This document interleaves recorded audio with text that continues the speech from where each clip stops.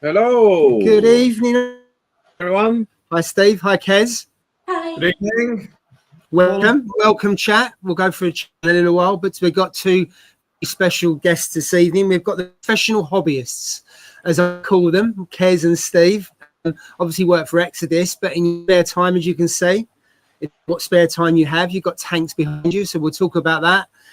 Talk about love to reef. We're going to talk about seahorses. I know at least two people on the stream, excluding me, have got experience with seahorses, so that'd be good to talk about. And I know, Paul, you've had some news this week on some new arrivals, should we say? Talking shows, talking about background of you being hobbyists, but also we've got reefing predictions as well. What do we think is going to happen in the hobby next, should we say? So stay tuned for that. But Paul, welcome. Hello, Your live stream. How you doing? I'm okay, thank you. Anything to add?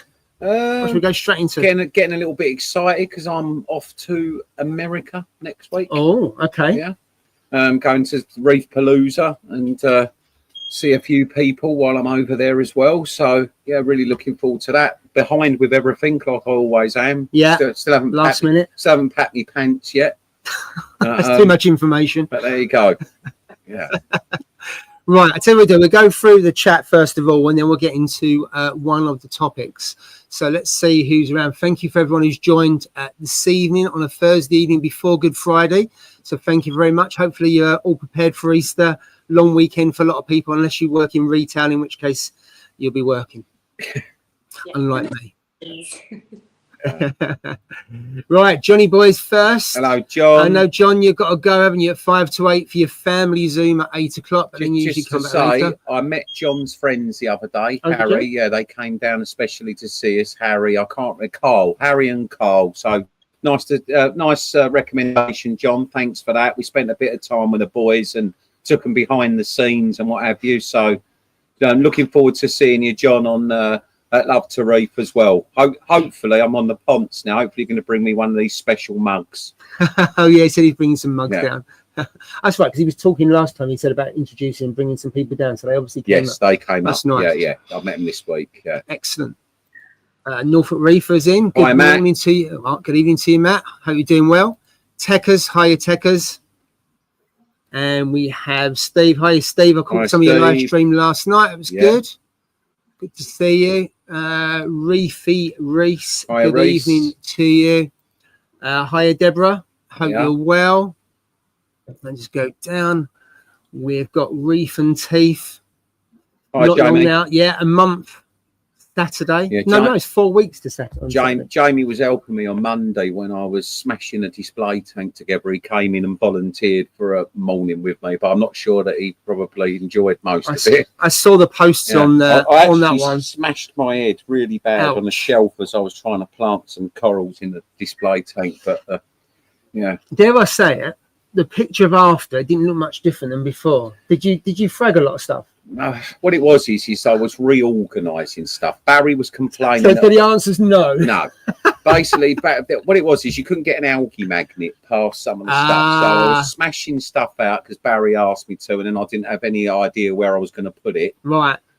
So it was a bit of a tidy up, really. Okay. Hi, DC. Good evening, T. Book tickets to Love to Reef, so look forward to meeting you. The spiritual reefer. Hiya, Harry. Hiya, Harry. Hope you're doing well. Woody, hiya, Woody. Seen you quite active in the Love to Reef WhatsApp group with the frag swap. So I hope you're fragging and swapping some corals. There's quite a bit of activity. Is that going good? The old frag swap? It was quite a slow start, but actually there's quite a lot of stuff. I think once 2 or 3 people start to swap, then loads of people. And there's a few people giving away corals as well, which is always good to see. And quite often people pick up their first ever SPS. Yeah. I think more people, because they haven't got to pay money for it, they're more likely to dip their water into the SPS at that stage. Yeah. I find. Well, I think it's really nice, actually, because you get a lot of people, they're not in it to try and gain something necessarily. It's just a really nice special part of Love to Reef. Yeah. And you can get things like plating Monty, which are usually fairly easy to look after, cat's paw, those kind of pieces that are really hardy and a good starter for 10. Dan's Reef UK. Hi, Dan. saw your video on, what was it, Ron's channel. Yes, I watched that actually. So that was pretty good. Yeah, good to see that. Hiya, Joe. Had a good catch up with Joe today. So that was good. He's been in today. Was he? Yeah, giving me a hand. Yeah. Excellent. Ah, Mr. Abdul. Oh, Abdul. Abdul's coming to Love to Reef. I haven't seen lovely. Abdul for ages. Nice to see you, Kay. Known him for years. Yeah, absolutely. Yeah. There's some cracking tanks Always over the been years. a fantastic reef keeper, real good quality fish keeper all round. Absolutely. Abdul's always had great tanks. Yeah. Certainly has. UKM 120, good evening to you. Just going down because there's lots of chat. Spiller's Reef. Right, Spiller's Reef. Hiya. It's a new name. Yeah. I think. An old face there, Andy. Hiya, Andy. How was iReef, by the way? iReef, very, very good. Really busy, lots of friendly people. I was given an incredibly warm welcome actually there. I don't know many people, but also met up with someone that I've always wanted to talk to, which was Peter Parry. Oh, I saw your post on that. Yeah. He's just one of them reefers that for me, he does it how I do it. He lets things grow out. It's a bit like Paul Homden or Pav, as he's known. He plants a reef and he lets it grow out. There's no fragging in 10 minutes, if you know what I mean. Fabulous reef keeper. And the other thing about Peter Parry as well is there isn't probably a fish he hasn't kept. So me and him can speak. Oh, really? I can talk all day to Peter, from about licorice gouramis, from puddles in Borneo to marines and all that. He's without a doubt for me one of the UK's #1 reef keepers. Because he's in the north. I've never met him. I know my southern equivalents, but I never know my northern equivalent. But Peter's always had a great tank. So I'm going to go off piste a little bit here. Yeah. Do you think fish are underrated? Everyone talks about coral, but people don't tend to talk about fish that much. And if you've got a really blue tank, my personal view, you wash out the fish. Yeah, I think it's changing a little bit actually. Some of these, so for example, in the shop, I've got Dylan now who's 18, and I've got Cyrus who's 20 or something. They want me to do a fish only display. See, they've not seen it. So I grew up with marine fish only displays. Corals were rare. People used to get a piece of coral in from the Philippines and it had a little bit of live tissue on it, and then they would bleach it and then put it in a tank. So for me, when I grew up with a marine aquarium, it was a stark white tank with just like any fish that you could find that you would put in it. Yeah. And I think people's choices with a reef tank are rather limited. So I think we might see a change. I think on those sort of 3 and 4 foot, maybe 5 foot systems, we might see a change towards more fish only. They are more budget friendly, remember. I suppose they are more cost effective, aren't they? You don't need as many pumps. Yeah. You don't have to worry about your light so much, your flow, all that kind of good stuff. You don't have to have a sump to run a marine aquarium. It's the phrase reef aquarium. Yeah. So it used to be known as marine aquarium, and some people kept a few invertebrates and a few corals, but in the most part, people weren't successful with those. Maybe a few in the 80s is where you start to see soft coral displays developing, but it's around about the 90s where we lose a lot of those marine fish only systems. But I actually think that there'll be a return to marine fish only because it seems that the youth are more interested in predators and species like that. Bit different. What do you think, Kez? Are you a coral person or a fish person? If you could only keep one, what would you keep? It changes. At the minute, I'm all about coral. Fish hold very little interest for me at the minute. They're literally only there because I need them for the coral. So I tend to just fish that do a job. But I kind of switch. Every few years, I'll be like, nope, I don't want the coral anymore. I just want fish only. I want angels. I want tangs. I want butterflies. And then I'll do a little while, and then I start to get bored and I miss all the coral. So then the coral starts to creep back in and the angels creep back out again. And before I know it, a reef tank again. Yeah. What about you, Steve? Have you ever had fish only? I've only ever known you to have reef aquariums. You ever had a fish only system? Ish. Corals always end up taking over. I love angels. Annularis is one of my favourites, and I've had a couple of those. But then the corals creep in. Start off with some softies, which they do okay with, and then start putting LPS in, and then the angels come out and end up back with the reef tank brain, which is what Kez has just said. Yeah, for me, these things. For me, I love butterflies. I just think they're such an underrated fish. You know, like they and nowadays with the quick transit times and getting butterflies at the right size. You remember when I started this journey, butterfly fish used to turn up about this size, which means they're already fixed on a coral diet and what have you. But there are more and more successful people. One of my inspirations actually is Tanny Hoff. I don't know if you've ever seen his aquarium, but he's got like a Levatus butterfly fish in a reef tank, which he feeds Monty Pora to and all of that. So it's changed. So anyway, back into the chat. Yeah, I suppose if you've been in the hobby quite a few years, like you three definitely have far more than me. I've only been in for 11 years, and even I've found chopping and changing, not every year, just to keep that interest and to keep different things. So you kind of just change to, because I've changed like a smaller tank and I'll go back to a bigger tank. I must admit, I saw that you got a Cortez Angel fish. Oh my God, I haven't seen one before. It's so stunning. And of course it's quite small. You think that's nice. When asked Paul how big it's going to get, and it goes out there, you're thinking really so keen on it now. But I've got to say, Dwarf Angel, I always fancied a Flame Angel. That was one of the first fish I've ever saw. So I think eventually I'll have a tank with Flame Angels, but I've got Scollies, so I'm not going to put a Flame Angel in with a Scolly. People say you risk it. I'm not risking it with Scolly, especially as you can't really get Scollies nowadays. It's not. No, I wouldn't do it. Probably not the ones that I've. Well, the only way around doing that is you give me. I know what you're going to say. You give me the Scolly, I'll give you a Flame Angel. That's well fair. Do you know what? That's what people usually do. With you, don't they? Bring it in, but you take it back, and then I'll buy it back later on. I'll come back in a year's time and buy the War Paint Scolly from. That is not going anywhere. Jill wouldn't let me either, because Jill bought it for me about 9 years ago. Bringing that back. I'll tempt you. I'll be turning up at Paul's tomorrow to pick it up. Yeah, absolutely. But let's go back to the chat, and we'll come back to fishing that a little bit later on. Hi, Ange. Good to see you again. Governor's in. Yeah. And we've got Stefan. Oh, Stefan. Hi, Stefan. And we've got your youngest. Oh, there he goes. He's been doing really well. Letting you know, no good target practice. we can explain that later on. Yeah, absolutely. Right. Let's go thanks, down. Sylvester Reef. Good evening Sylvester. to you. That's an fish only guy there. Definitely. He's got a little snowflake eel there, I can see. Mr. J. Hello, Jay. Have you bought your ticket yet for Love to Reef? Of course he hasn't. He hasn't. He wants it free. Well, he wants it free. Right. We'll come on to that in a minute about freebies and stuff like that. Got just the thing for you, Jay. Yes. Yes. You've got to pay, but you'll get something back. Yeah. And he'll still moan about it. Right. We're coming down. We're coming towards the end of there. Hiya, Darren. Hello, pal. Hi, Martin. Look forward to catching up with Martin at Love to Reef. Hiya, Hayley. Hope you're doing well. I love her. The avatar of a dog. The avatar. The pug. Steve, you might like that. Can you see that avatar for Hayley? The shark pug. Yeah. Right. Dave. Yeah.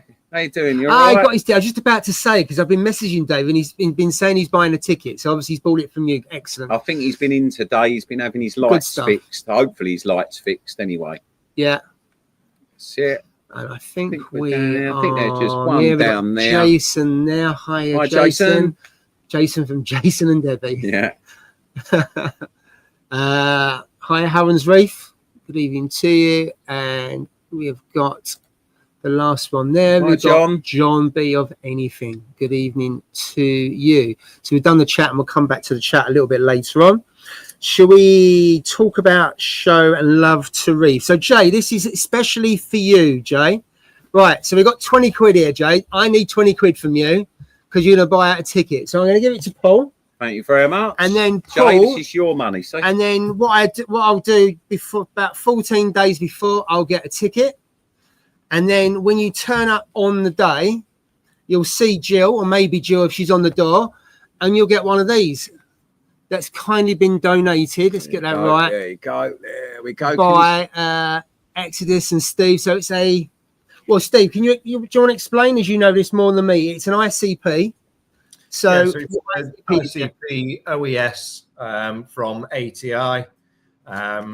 everybody who's bought a ticket, as you've already said, collect them at the door, send them in to us. Xodis, the address is in there, and we will send them off to Germany. We send them off twice a week, every Tuesday and every Thursday, and you will get your results back generally within 48 to 72 hours.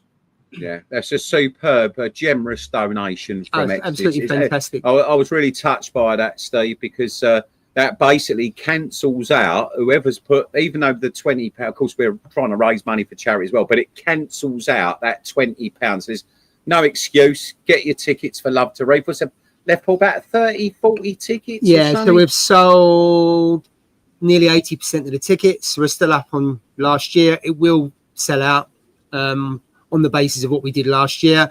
And I've said this before, I think I got 20 messages on the Thursday before the show, and I declined all of them. We turned them all away because we were full. Yeah, I mean, people have to remember that because of fire-related reasons, and my landlady, I have to keep my landlady happy for Paul. So, and also we want you to be able to park your car without there being any trouble with parking and what have you. So, you know, it's important. Get in now, get your tickets now, and then Paul can concentrate on putting the show together. Yeah, it's coming together. You know, shows. I know, Kez. I mean, you're doing quite a few of these sort of little reef meets and shows at the moment up in the north and what have you. And where was you last weekend? I was at Yorkshire Reefs last weekend. Their birthday event, and it was fantastic. Loads of lovely people came down. Everybody was having a nice chat about products. Everybody discussing livestock. It was just a really nice atmosphere. So I think these things are really important, because even if people are coming down and they've not got much of a budget, just chatting with other like-minded reefers, I think it's always something wonderful. Yeah. I mean, we've been having a few impromptu sort of reef meets lately. So a couple of guys have been travelling down. I didn't even know from the Reefers Network. They've been turning up on a Saturday morning, and we don't even know it. But it's been lovely. And like you said, not everyone's there to spend money. You know, a few of them do, obviously, which is always welcome. But for a store like myself, and I'm sure that Andy, who's in the chat there, iReef Andy, and I'm sure if Yorkshire Reefs were on here now, they would agree that there's nothing like seeing your store busy. It doesn't matter that everyone's spending money. No, even but you ask my team, Paul, they love it. You know, when there's a buzz in the shop, even if it's banter and just messing about. I mean, I don't know if you saw the post the other day with Drippy with his silly shoes on and his silly clothes on that he wears. I think he's doing it deliberately now. He's turning up in whatever he can find. Well, he's always been an attention seeker, to be fair. Yeah. So it's been really lovely, sort of these things. And where else have you? So you've done iReef, obviously, Steve, because I saw you there. That was a good event. There was plenty of people turning up for that as well. And didn't you, Kez? Didn't you do another one? Was it Reef Experience or something? Or early March, I did the Reef Experience. I think it was the Reef Network event. It was a lovely, lovely atmosphere. So many people came up to chat. It was so nice.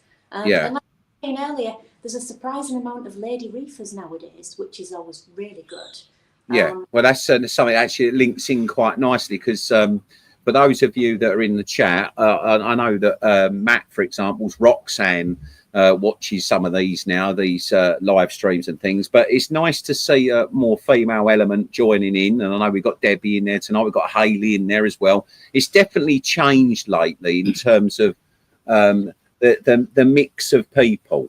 And is there more, or are women reefers more prominent than they was? I think there's a few more, but they're also more prominent than what they were. You know, I mean, one of the best fish keepers I know, who's not on social media or Instagram, anything like that, is a lady called Annette, and she lives up somewhere like Peterborough way, I believe, because I think she does the odd day at the Water Zoo or something like that as well. But yes, I know Annette, the sea. Do you know her? Yeah, she is amazing, isn't she, Kez? She's got, how many tanks has she got? Is it something like 11? It's some ridiculous. Just something like that. Yeah, wow. She's got, and I'll give you an idea of her skill set, Paul. We give Annette, because she's so good, she spends quite a lot of money with us here and there, to be honest. But so we give her anything that ain't quite right. So, you know, I love my MPS corals. Yes. Right. So you know the curly whirly gorgonians, the curly whirlies, right? Now they can be a bit hit and miss. Yeah. I sent some home that were a bit patchy where they'd lost some tissue, and no word of a lie, she brought me back 6 frags that were all fully grown out. Wow. Perfect example. She's an excellent. She breeds a few sealses. I supplied her with some sealses. She also breeds freshwater angelfish as well, and things she supplies locally as well. But certainly there are, I think, more women in the hobby now, and they are also more prominent. And I know recently, Steve, you was involved from an Xodis, and because of course you distribute Ecotech. I'm sure most people know in the chat as well. But there's been something that the Ecotech and the Aperture lot have been focusing on a lot as well, isn't it? The women in reefing days. Yeah. And I think it's important because it's never really was a male thing, was it? Fish keeping. I mean, it should appeal like gardening or cooking to both sexes. I just don't know why it seemed to be that way in the past. Really, have you got any ideas why that might be?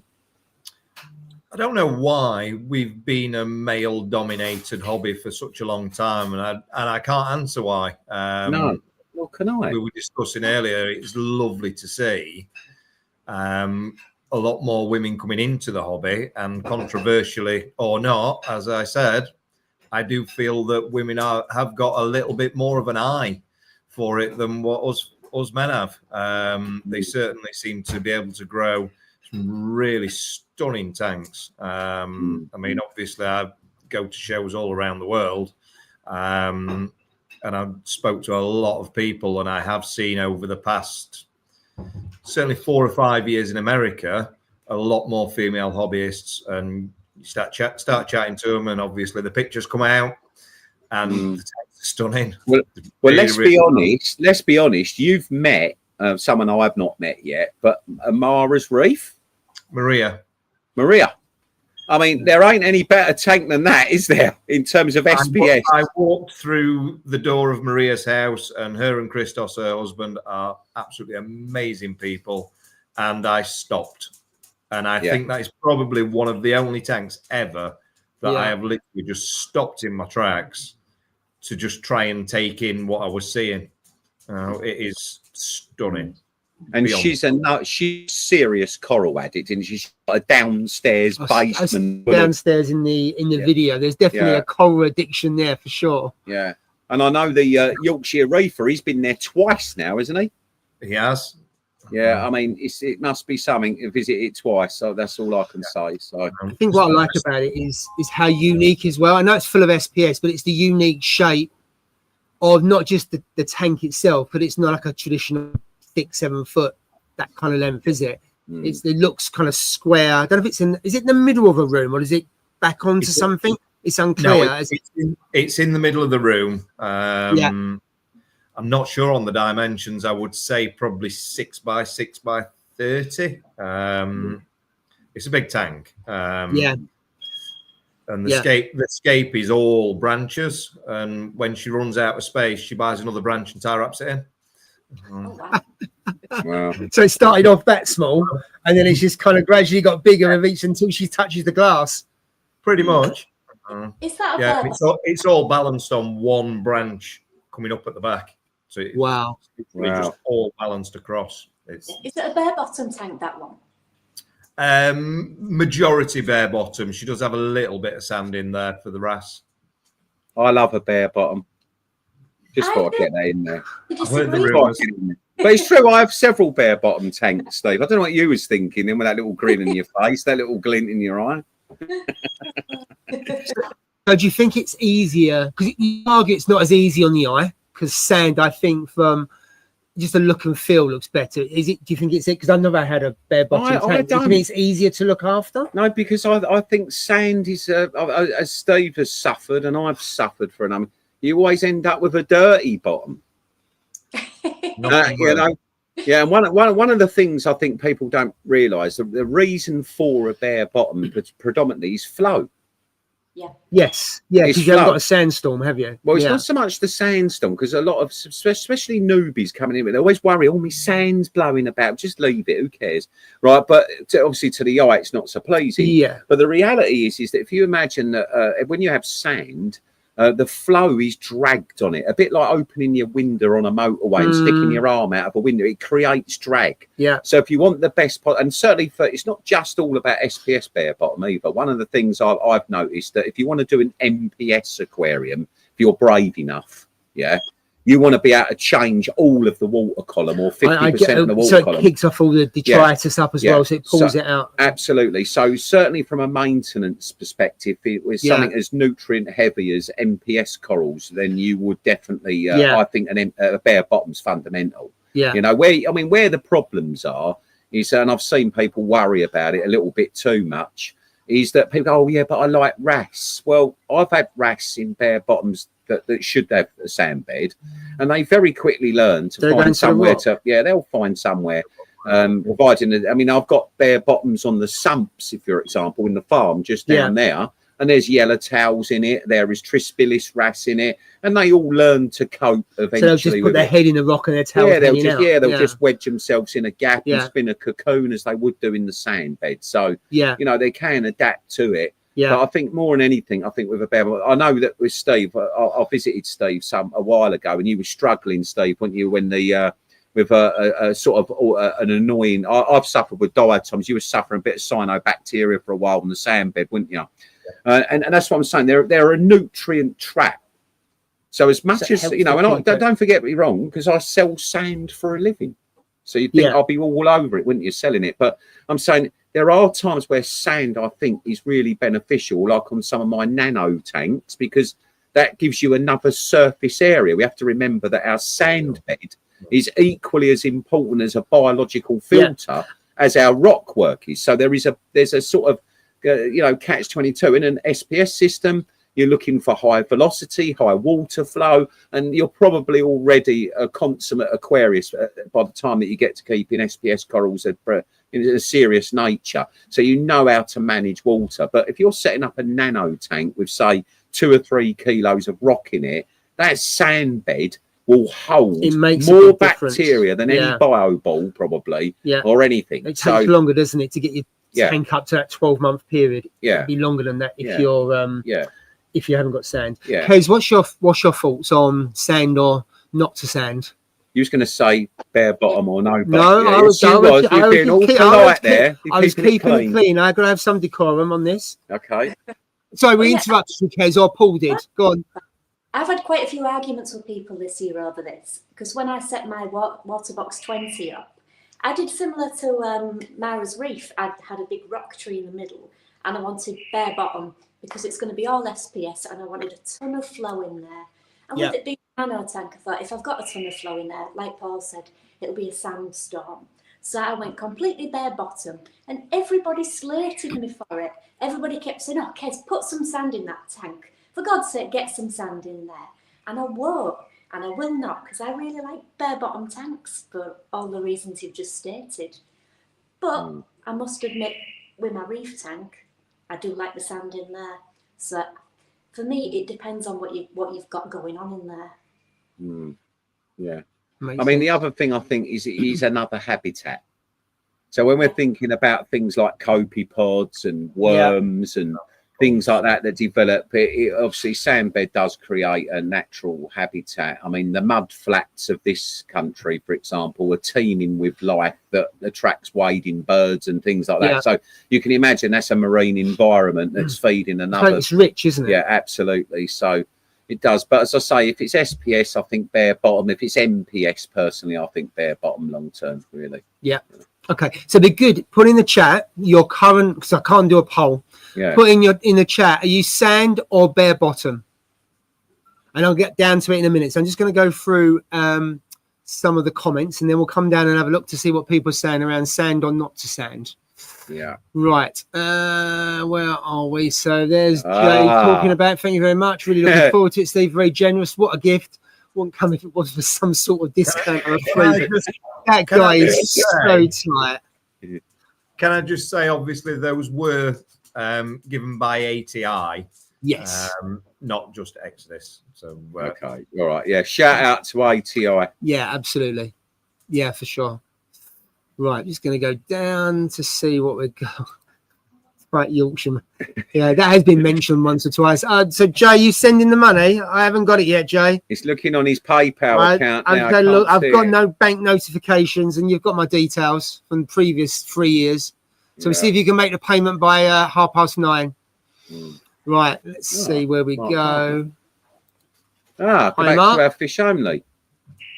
First tank, large puffer, mouthy wrap, and a lionfish. I'm not sure what the mouthy wrap is. I can't think what that is. But yeah, I'll get you, Mark. Do you have many customers that have got predator tanks? I know Tom has. There's been a few. Tom Hone had a mixed reef tank with lots of different weird, wonderful scorpions in it. There's not that many out there, and it's like butterfly fish. Just sort of give you an idea. Butterfly fish are so abundant on the reef. Yeah. And right now, with the way corals are, folks, you'd be probably better off buying all the butterflies in your store and removing them, So, I think we should. Maybe I'll do I know the boys in the shop have been wanting me to. They want me to empty the display, the main DT, and do a fish only in there. How do you feel about that? Be very different. I know, but would it be worth the drive?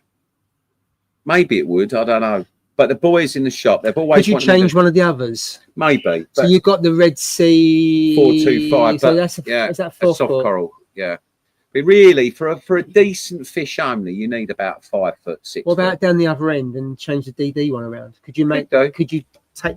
I know you're tight on space. Could you make that a 5 foot tank? Cut back on the shelving, and do a 5 foot on the shelving. Do a 5 foot, 3 foot deep. Well, if you carry on, I'm going to start talking about your tank. You're not telling everyone. No, I'm not. I'm sorted on my tank, but we're not talking about. Don't change the subject. Right, what do you think? You could have a 2.5 foot front to back, 3 foot deep, 5 foot, with fish only. Just saying. All right. You brought it up, not me. Okay. All right. What do you think, Kez and Steve? How does that sound? Leave the DT alone. Yeah. They don't want me to do that. I've seen that DT from the old DT. The Mark 1, yeah. Well, I sold you that DT. You did actually sell me that £22,000 German glass box. Oh, the one next door, or the yeah. Was the first one next door? Was that a DD? No, I remember it being on the stand. No, that was a custom. Was it custom build? That one, yeah.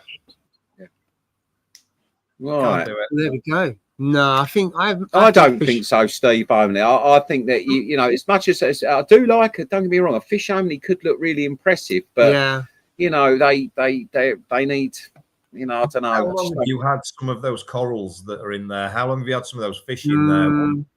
Well, the black tang's 22 years old now. You got that from a customer, didn't you? Yeah, it was a very, very sad story, that one. But yeah, that was given to me in a will. That was that black tang. Yeah, right. So I think that's staying put and maybe find some space elsewhere. Yeah, maybe. If you can, not that you've got a load. Or you get another shot.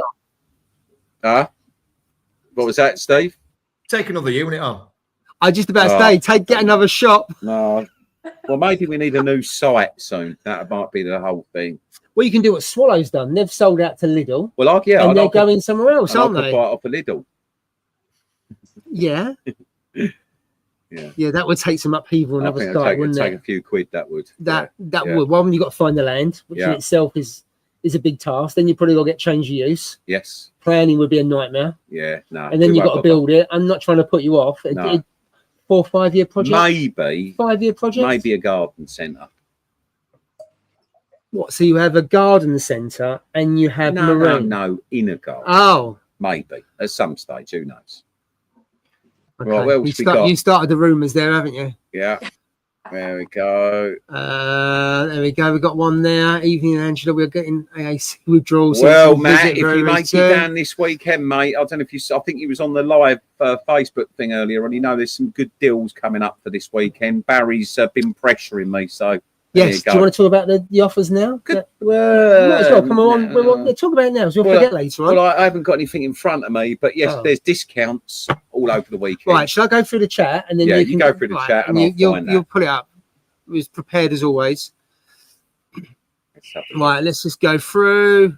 A lot of comments about Maria is such a talent. Love the Yorkshire Reefer video. Absolutely. I mean, also, I think not just the talent, the dedication that she puts into that. I mean, every reef tank you see that looks top notch, there's probably a lot of hard work goes into that, Steve. Sorry? Something that, just jumping on that one, something that not everybody knows is Maria takes a turkey baster to that tank every single day and turkey bastes every single coral. Wow. Wow. That takes some doing. So I know she manually rolls the roller filter as well, doesn't she? Yep. Really hands on. Yeah.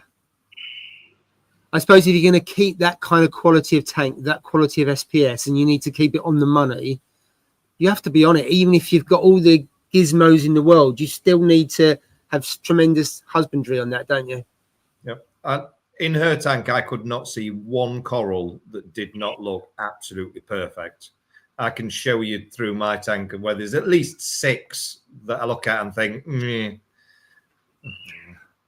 But is that's hard? You got is that a mixed reef behind you, Steve? It is, isn't it? Yeah. So I always think of a mixed reef. There's always something not on the edge, but there's always something on the edge of being sulky, isn't there? Because trying to keep everything in a mixed reef happy is not impossible, but it's improbable for a sustained period of time. You always have something that's going to sulk for a few days. I think it's just a case of finding the balance of where everything is happy enough. Yeah, so it's quite difficult. I mean, if you think about it, most of our reef aquariums are like hanging baskets at the front of your house. They're made up of plants from all over the world in different locations from different areas, and you'll have a bit of ivy hanging with a pansy or something, you know, in your hanging basket. But the reality is one's a woodland plant and one's like a bright. And the thing is with our reef tank, I think our marine hobby isn't quite as grown up as the freshwater hobby. And by that, what I mean is in the freshwater hobby, you have specific biotope systems, and biotopes are what I actually, if I see a biotope, I instantly drawn to it because I can understand the person behind the biotope. Yeah. So if I saw a Tanganyika set up and then I saw a Malawi floating around in it, I think, well, you don't quite know your biotope. Yeah. And it's like the little thing I set up behind me here. It looks like a weedy mess, but it's natural. It's how you would find I really it. It's like just it. A weedy mess, which is how you would find it. Yeah. So I think things like biotope systems in the freshwater world, like South American systems, like the cardinals and the autumn angel look and the tainted water of the Amazon, things to see in the reefing hobby, a lot more thought given to systems. Now, someone like Mara's Reefies, again, it's a little bit fake because we've got 55 million different acros all in one spot. And of course, you wouldn't find that on a reef either. It's a testament to her skills. Yes. But at the same time, it's still not a true representation of a reef. Yeah. And I don't think we see enough of them. So someone I absolutely, people may or may not know this gentleman in the chat, and he won't be on socials often. But for example, Paul Homden, right, of Essex Reef Club and the Kent Muppets and what have you, goes back 30 years or whatever. He's got bubble coral that's like this and a leather coral that's like that, and but he's probably only got 10 corals, but they're grown to they their do look natural nice when less is more. Yeah. So, you know, very often I don't see many corals being grown out in our reef tanks to their full potential size. We all do the same. We all create these hanging baskets, as I call them. You know, and I have a little joke actually with a bloke who comes in, Barry Gatz. I don't know if you remember him. I remember Barry from years ago. But he's now in the bonsai, but he was a superb reef keeper. But he often walks in and he gives me a little smile. He goes, "How's your hanging basket getting on?" That's what he calls it as well. So, you know, but I'd like to see more race. And Kez, I'm guessing that just the same as the rest of us, you're a mixed reef girl as well. Or have you ever had a biotope system, freshwater or otherwise? No, I don't think I ever have. Everything's always been a little bit of an artistic mishmash. Yes, yeah. I think that's where we are, most of us, isn't it, really? But I think going forward, I know we were talking about predictions in the hobby earlier before we went live. So my prediction is as people, you know, we're into about, let's say we've had 20 years now of successful coral keeping in captivity. It's only really been in about 20, 25 years. Not that long, is it? It's not that long. I've been in the hobby 11 years. I wouldn't have thought that.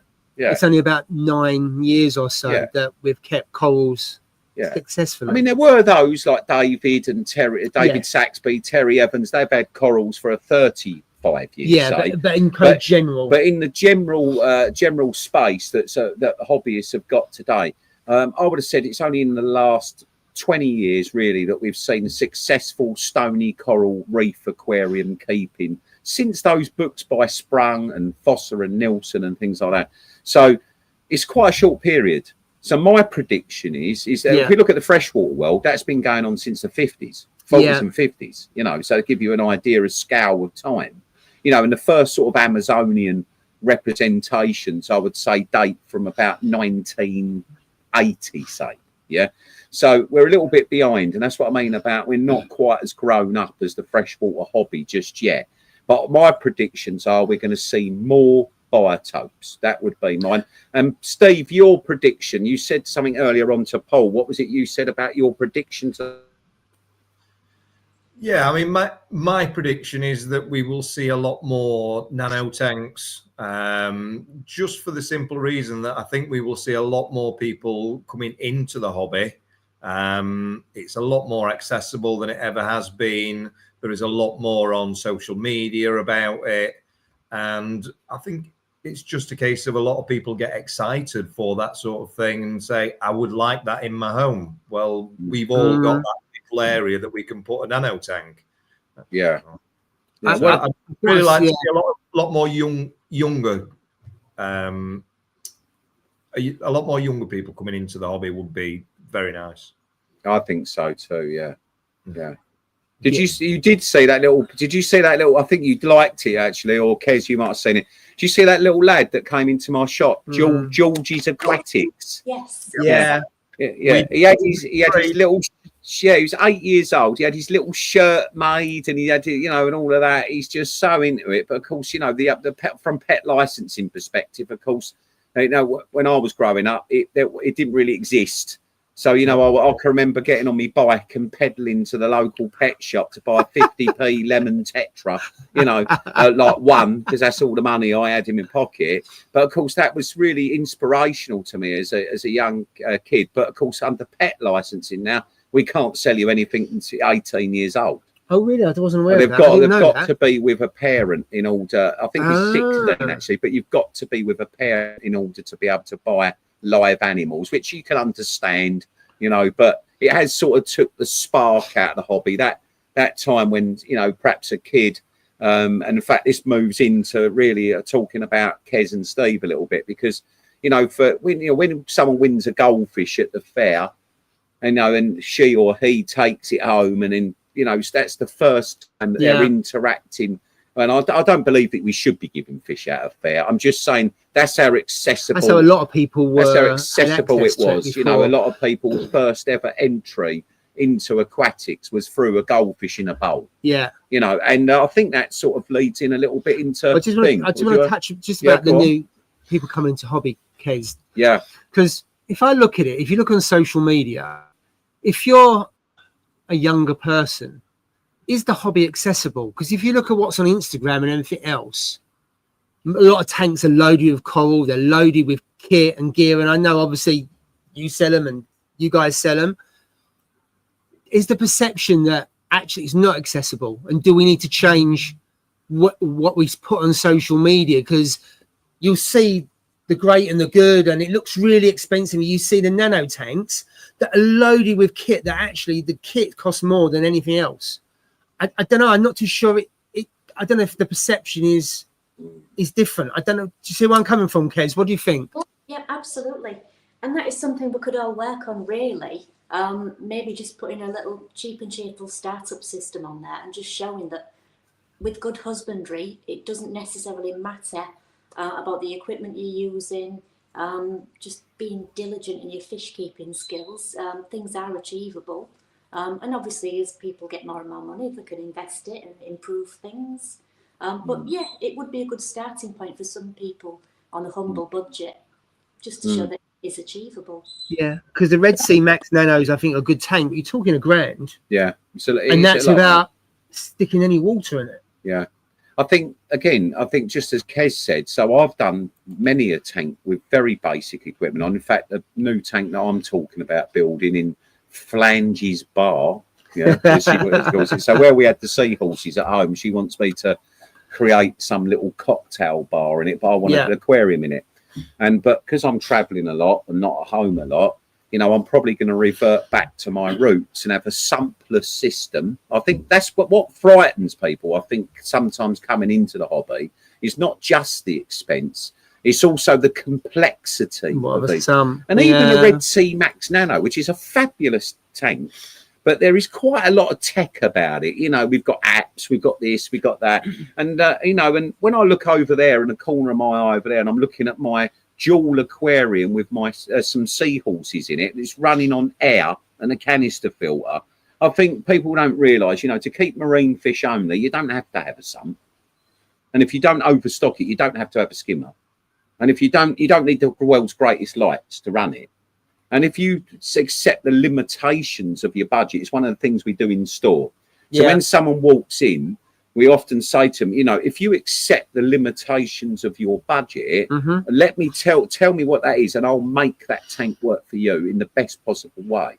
So, in other words, it doesn't have to have all bells and whistles to have a fabulous I totally agree. tank. And like Kez said, over time, in my first tank, there will be lots of people in the chat, I'm sure. You'll come back to chat in a minute. Yeah. But my first tank, it was as simple as a single fluorescent tube. Yeah. Yeah. Air-driven under gravel filter system, and I had one power head in it, 2 bits of live rock and some mushroom anemones. Now that doesn't cost a lot of money. You can go onto eBay tonight and probably find, forget the sump tanks that are in there, because they're always going to end up costing you money. Yeah, because at the high end, I would say buy new. At the low end, I'd say buy second hand. At low end, if you just want to do, say, a pair of clownfish and an anemone, what do you need? You need some ideally you need some good lighting. That would be one fundamental ingredient of that. Yeah. But the reality is, what else do you need? Some live rock, some circulation, a little bit of flow. That's it. And water change. Yeah, and a water change. You don't even need to be worrying about phosphate control and all of that, that sort of thing. And soft coral aquariums, particularly, less is more when it comes to additives and kit and things. They like dirtier, higher water nutrients, but then they feed off of that to bring it down. Absolutely. So if you balance out a reef tank without the full bells and whistles, like you would a planted aquarium, that's what I mean about being grown up. And like Kez touched on there, it really depends on your skills. Yeah. So if you come into the hobby and you're a professional freshwater fish keeper, it'll be a walk in the park for them. Yeah, we've set, if they can they already got the gift of understanding the nitrogen cycle, which is often a hurdle for a lot of people joining the hobby. And certainly when you're new into fish keeping of any level, we've all been through that moment where unless you use just live rock and went straight into the hobbies that way. But if you've had a freshwater aquarium, no doubt you killed your first bag of neon tetras and zebra danios because you didn't really fully grasp the nitrogen cycle. But once you're over the basic understanding and you build the husbandry into your into whatever aquarium is, well, that's one of the things I'm going to do hopefully this year. So this year I'm hoping to do a sump system, and with very minimal kit. So will you do that? Is that the one at home, or you do that in the shop? The one at home I'm going to do. Yeah. Well, still, Jill set up a freshwater tank 15 years ago. And it still runs. Yeah, fantastic. We haven't changed it at all. And then fish obviously come and go, didn't they, with Asian tetras and stuff. That's how I got into the hobby, through Jill having that tank. So I think you could run a marine tank for that long if you kept it really simple. It hasn't got a heater in it, it's just got a light and a hang-on pump, and that's it.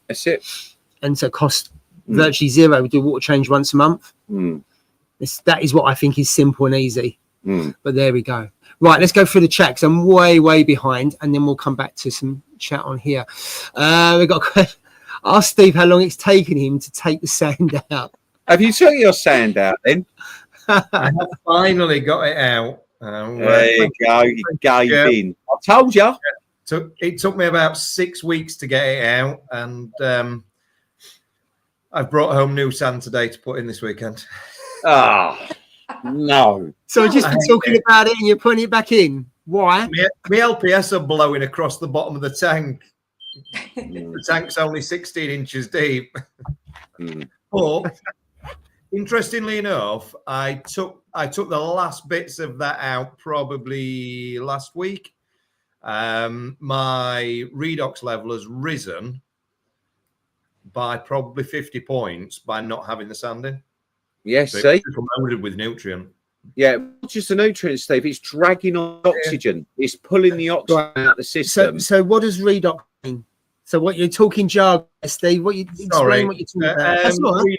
Redox ORP. So that is the cleanliness of the water, shall we say? Okay. Have you noticed, Steve? It's really interesting. I know me and you are both Neptune users. I know, Kez, you are too. Yeah. Right, and you are. So we've got ORP, a reading on the Neptune. Have you noticed that just after a water change, how it plummets quickly? Yeah. And then it slowly comes back again. I've never fully understand that, because obviously a lot of our seawater mixes, you'd imagine, would be super saturated in oxygen. Yeah. I think the thing to explain to people, if they don't understand, with redox potential, that's how quickly things are broken down, isn't it? That's how it sort of it's to oxidize waste, isn't it? Yeah. Yeah. So you want a higher. So if you had the ALP, say, for Neptune, is higher better? Yes. Within reason, yes. Yeah. Okay, so you want it in like everything else. You want a range. Yeah. A natural range is about 400. Yeah. If you add ozone, then obviously you can push it higher, but it's not recommended. But that's when I know to do a water change. If mine starts to go over 400, that's when I know, right, time to do a water change. So yours actually, you actually go over 400, Kez. It just, as soon as it gets to 400, then that's it. I do a water change. But mine generally sits at about 350 to 380. Yeah. Yeah, our fish system next door, that's where ORP or ARP is serious, you know, because when I start loading up that system and it starts dropping, that's when it can be a bit of a problem. But yeah, I've never seen my ORP shoot much above 400. It's always generally sort of hovering around. Most reef tanks I've found are about 380 for around that sort of figure. That's what I like to keep mine at. Yeah. And have you ever used ozone incidentally, either of you? I never have. Yep. No. And what do you feel? I'm about to consider using it on the seahorses. Breeders tend to use ozone a lot to polish the water out because of the huge number of fry. Yeah, I've always been recommending. And I remember walking into my seahorse guru's room, and it was so strong in ozone, you get an instant headache the minute you walked in there, because it's quite dangerous. If you can smell it, is that dangerous level? Or that's an indicator that you need to turn it down a bit? It's not great. Okay. It's not that great for you either. But it will basically sort of improve the overall clarity. It knocks back bacteria, and it has some effect on parasites, but I would never ever recommend it on that. So primary. From what I understand, it adds an extra O2 molecule to oxygen, which then gives you the O3 as soon as it comes into contact with anything, as Paul says, like bacterias or any sort of anything in the water. Really, it doesn't sort of identify between good and bad, and that's another issue.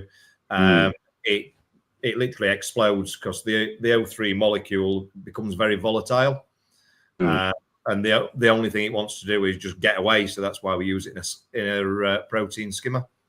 Yeah. Right. Okay. The best way that I found to use it, when I used to use it, was I made a ozone reactor to get a longer contact. As bio balls, didn't it? Steve, you put like bio balls and you flush water through it under pressure. Usually goes under pressure to force the ozone in, doesn't it? Right. I am seriously considering it. Yeah, on the Seahorse system now, I think we've probably got around about 400, 500 fry. Wow. And not only I've realised that when you get into commercial seahorse breeding, as I've done, I've actually started to realise that in actual fact, it could be a system that needs dosing like you dose a reef aquarium. So Kiana and I are finding that our alkalinity and our pH is dropping. They're consuming because the seahorses are 90% skeleton. Yeah.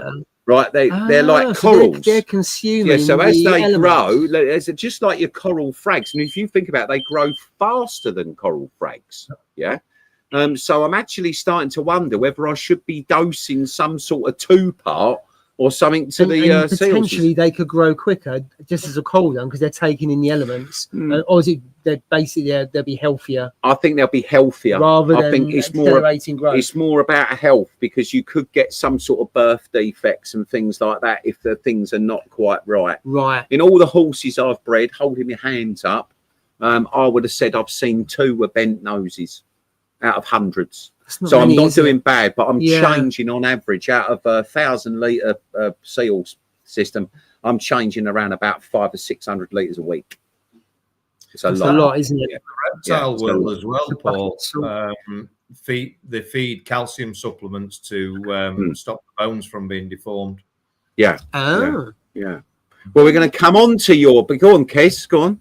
I was going to say it's the same when you're raising baby falcons as well. You have to add calcium to it or they get soft beaks. Right. Which is, it's awful. If you get a falcon baby and you can move its beak. And Well, birds of prey and reptiles and all the other stuff I think is going to come up shortly. You're going to jump into the chat. I'm just going to do the chat. So, so Jay's asking about can he hear a bird squawking? That's just Steve and how he sounds. Sorry, I'm northern. The room. Go on, Kez. Do you want to tell him what Jay, what's in the background there? Yeah, it might be my African grey parrot.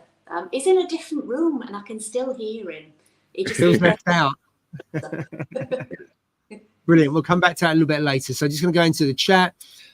Years back, there used to be fluidized sand bed reactors. Yeah. No, disagree. SPS with ATI large grain sand. There we go. We've got a few about sand. It patches me. There was a couple of people joined. So hi, Dave. Dave. And I think Wakefield Reefer joined. I think he said hi earlier. Hi, Wakefield Reefer. Just going down. I've got sand, but do love a bare bottom. Yeah, we know you do, Joe. Yeah. Predictable sand gravel mix doesn't blow around as much. Very, very good point there from Darren. Do you want to put that one up? Yeah. Now that is another reason why I believe some in bare bottoms to a degree, because if you're ever going to store some nice parasites just waiting to leap out, that's the perfect harbour. And of course, it depends. If you start off with live rocks and sand at the same time, that sand will develop like the live rock will, and you'll probably develop enough fauna. Yeah. Why do fish, it seems, in recent years, where more people seem to suffer with disease organisms than they did 20 years ago? And I think a lot of that's down to live rock. I think when you've got live rock, you've got such a diversity amount. So instead of talking marines, let's talk garden soil. In a shovel full of garden soil, you can have all your pests, but you can have all the predators of the pests. You've got an ecosystem in that shovel, haven't you? Yeah.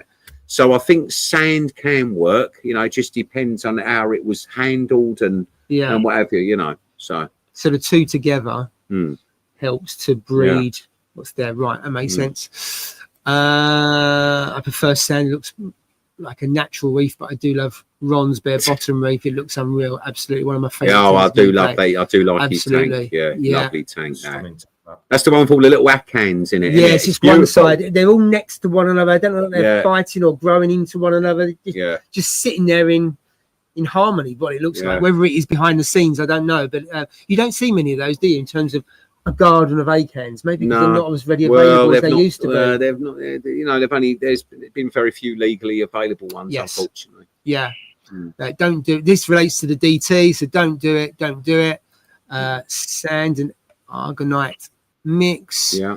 Change the DD. I can rehome my amazeball gono. Liam's asking about shark. I know what that's about because Drippy convinced him to buy a shark. He did, yes. Yeah. What fish would you do, Paul, for fish only? I might go. I really like what I call a silverfish tank. Okay. I like look Explain. downs, monos. I like one of the things I saw when I was in Mauritius was snorkeling with looking for zebra tangs, was zebra tangs and monos en masse. That looked amazing. Yeah. I do like the silverfish look. I'm going to be doing something in my garden actually with rudd soon. I've got ornamental pond, glass fronted pond with big Chinese fancy goldfish and things in it. Nice. But I'm going to be getting rid of those, I think, this year. They're going up to Joe, who's Joe Chambers' mum, dad. Yeah. And they've just set a big fancy goldfish system up. And the idea is I want to get a nice shoal of rudd, like 50 rudd or something like that.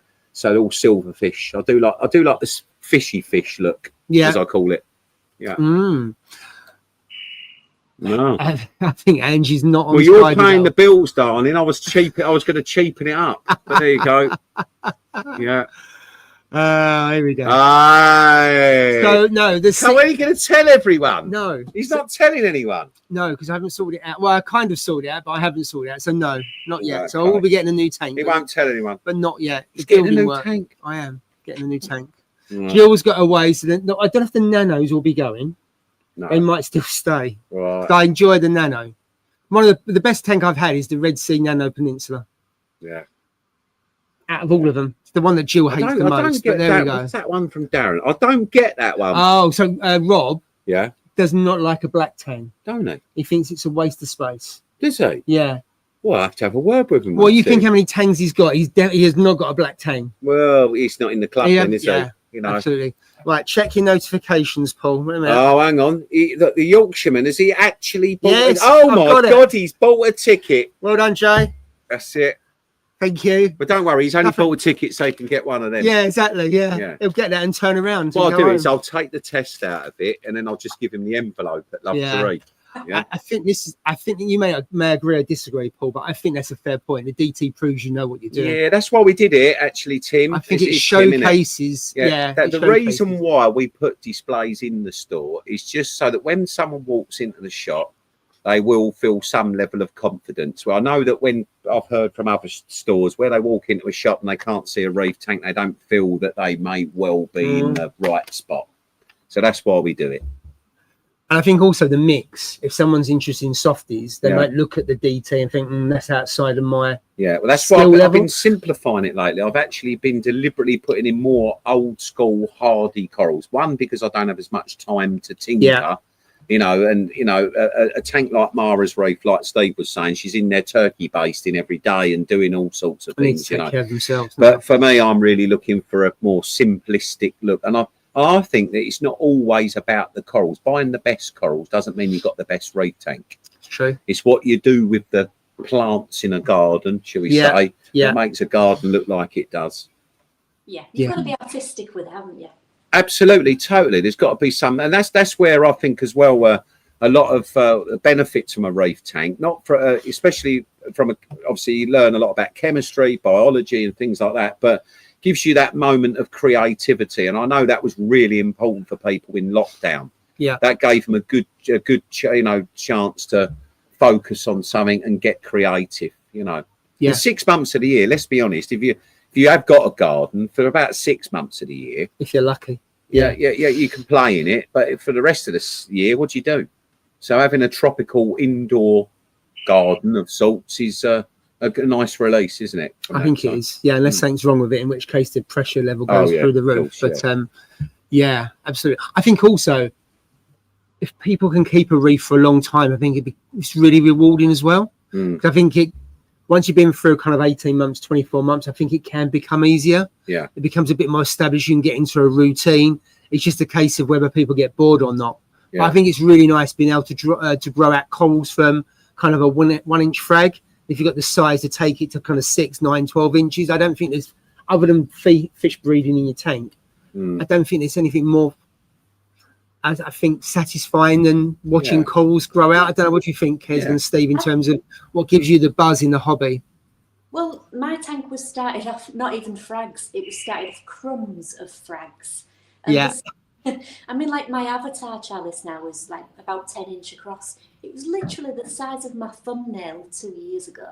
And then with a lot of the acropora, it was literally like centimetre crumbs that are just glued to rocks and just hopes for the best, and everything's just thriving. Well, Steve is tight with his frags. He gave me some frags the other day, and I had to get me magnifying glass out to look at them. You didn't want him to kill him, You're welcome, by the way, Paul. Thanks very much, Steve. Thank you. Yeah, it's okay. For me, yeah, I mean, look, one of my favourite corals in my tank at the moment is one that I got from Ron. It was a red tablet acro, and it died down to probably 2 polyps. Oh, and I fragged it all back, and I could literally just see these tiny little polyps on the frag plug. And I thought, you know what, I'm going to put that to one side. And it's all grown. It's grown out, encrusted, and I'm starting to get some branches shoot up from that now. And it's probably about that size. What's that? Hyacinthus, Steve? Yeah. And overcoming any problems. Yes, I hate having problems, whatever it is. But when you actually crack it, that feeling of I fixed. Cracking the reefing code is what I think keeps us all going, doesn't it? Really, And just when you think you've cracked it, something else will happen that you'll have to crack. So it is like that sort of challenge, or a constant challenge, isn't it? It's ongoing as it evolves. And I think in the early days, it's really because you put more corals and you put more fish, the whole diversity of it changes, doesn't it? And because the parameters and everything else. So yeah, it is challenging. Here we go. Paul Ange moving into a gardening centre. Did I hear you right? Well, you never know. Oh, the jungle drums will be beating now. They will be copying Ron, because Ron's got a garden centre. Although I don't think he sells corals out of the garden centre. I don't know. I'm not sure. I don't know. I haven't asked him that. Not too sure. Oh, there. Yeah, Paul is. So I don't use a turkey baster. I use a toothbrush. Do you? Yeah. But there we go. I've never had one. Right. Okay, let's go forward. Stefan, how you doing? Hi, Stefan. Did I say hello to Scott? Because Scott's around. Hi, Scott. Hope you're well. I think so. Smash the likes on there. That'd be nice. If you can. Thumbs up, people. That'd be very, very good. Unfortunately, I'm currently downsizing, cost issues, and trying to maintain a 650 down to 210. Yeah. Totally agree. There we go. I'd like to see more influence keep and showcase nano tanks alongside the big amazing system they have, just to show it can be done cheaper.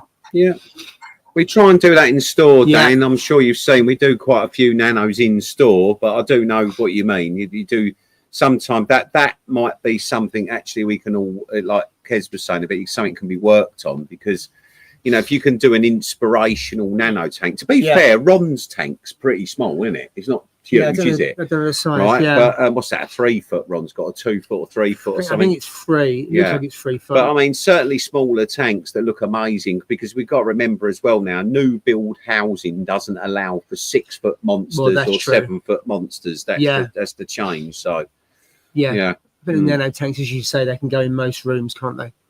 Absolutely. There's a question here. I'd love to hear the panel's thoughts on Trident MP now it's been out a little while. Who should I go? I don't mind who wants to answer that.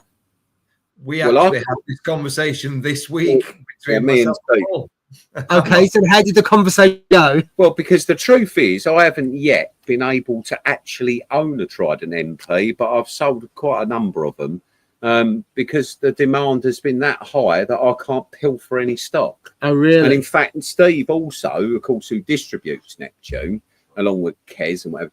But ultimately, there hasn't been enough stock, even for shops or staff in the shops or owners of the actual distribution. There just hasn't been enough of them. They've been literally, as soon as we get them, Steve, they're gone, isn't they? It's like that. So Steve, how many roughly are there in the UK? Do you know? Because you must know. I would say we are maybe up to 250-ish now. Yeah. So it's quite doesn't sound like many. One of the things that I said to Steve, because me and him were both very cautious, because we kept seeing a lot of negativity in the USA. Did they have a beta version 1? Well, no, there was no version 1. I think not before us. That's all. Yeah. But honestly, one of the things that shocked me and Steve, because obviously when it came in, it was already en route to Steve and to me and to other shops around the UK. And one of the things we were worrying about was because we'd started to see some negative press about certain, you know, obviously only a few noises that we saw on the Neptune. But it gets shared and stuff like yeah, that. but then you know, so we were a little bit nervous. But the funny thing is that out of all of the Trident systems that are all of the Trident MP systems I've sold, there's been one or two that needed a bit of tech support with them. And then Steve is the same. He hasn't had hardly any complaints at all. So at first we were wondering, and I know Joe's in the chat, are we getting different reagents? I was about to say, is it the reagent? Yeah, the kit's the same. It should be the same experience. We don't really know, do we, Steve? Is there an answer to this? Because you didn't really. There is no definitive answer on to why. I do feel that the last update where you can now calibrate it to your chosen test kit has probably helped a lot of things out, just for the simple reason that whichever test kit we all choose, we might all use something different. And then we're taking that number and trying to get a machine that works in a completely different way to give you the exact same number as what you're getting from somebody else's test kit. And you always have a plus and minus of variables on both sides. So I think that's really helped out with putting people at ease. Yeah, I think the other thing, Steve, in all fairness to Neptune as well. So when I done a test on the staff, there was I tasked the staff, 7 of them, to do a DKH test all at the same time from the same sample. Not one of us had the same result. I was just going to ask, did anybody actually get the same? No, Barry does it his way. But Barry's actually the one that watched the Sally Furt video. Right, so Barry's method is the right way, in all fairness to Barry. But the way I've done it for 20 years or more, the Sally Furt's been out that long now, if you think about it, is the way I do it. And there's also something else called eyeballs. And this might be why you were saying about women make better reef keepers, Steve, because this isn't a sexist remark. Women's eyesight is generally way better than men's. Did you know that? As you get older, you know, men's eyesight deteriorates much quicker. Yeah, so you'll be able to be more observant. So they generally see better colour definition than we do. It's to do with colour. Okay, to the colours. Yeah, it's to do with colours. So that's why mine all look brown and white. That's why yours look terrible, Paul. Yeah. No, but we got so I got something like Barry got 7.7. I got 7.4. Some got 7. You know, one result I think we had back was 6.9. So that's quite a wide. I mean, it was quite a wide range. But if you've done that every week, you'd be okay in that range, and then you could move it, and it's not that big a range. That if you nudged it up by say 1, it's not going to ruin your tank. Absolutely, because it's consistency. You think about it, consistency. So this is what Steve's saying. Now, since that last update on the Trident MP, people can then punch in their own numbers, whether it's their Hannah phosphate checker. Beware, folks. Make sure you look after them properly, because that will definitely. I'm not a lover of Hannah. Right. But if you're using, say, an old ELOS kit, if you've still got one, I know they were great. I know, probably the best. But I actually like, my favourite phosphate test kit at the moment is the Tropic Marine Pro. That's the one. That's the one I use. Yeah, I quite like that. It's as close as I'm going to get to the ELOS, because it's got the 10.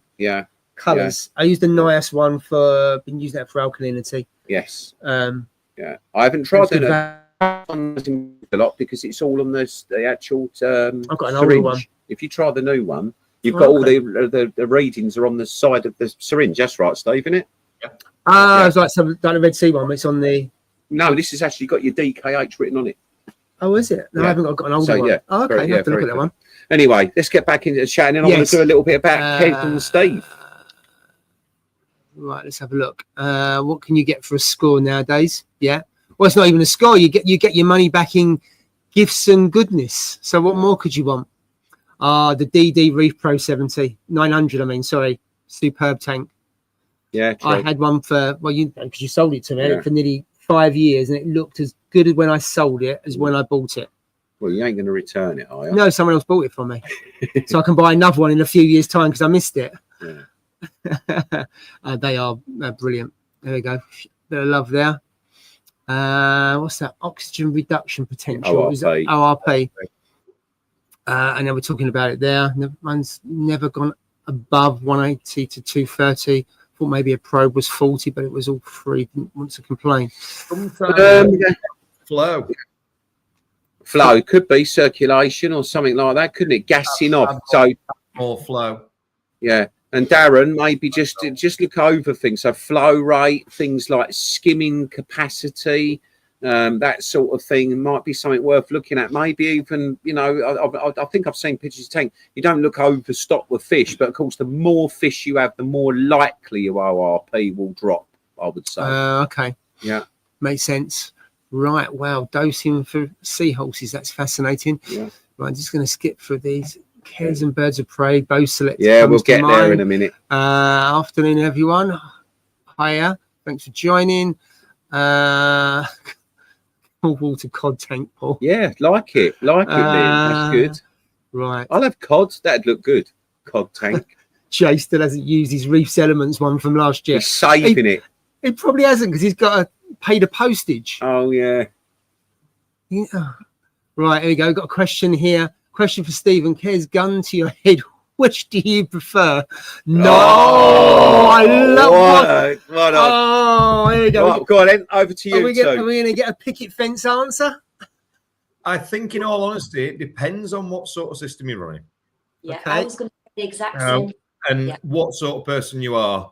Obviously, Modern Reef is 4-part. NIOS is 2-part. NIOS, you add the tracers in to the amount of coral that you've got. Thanks, Joe.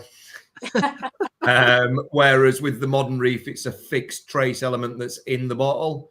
Modern Reef's also got carbon dosing in there. The NIOS doesn't. So if you don't have a heavy fish load, then the carbon dosing is going to work against you with the Modern Reef. It really is horses for courses on that one. Yeah, and it also depends on the doses you've got, doesn't it?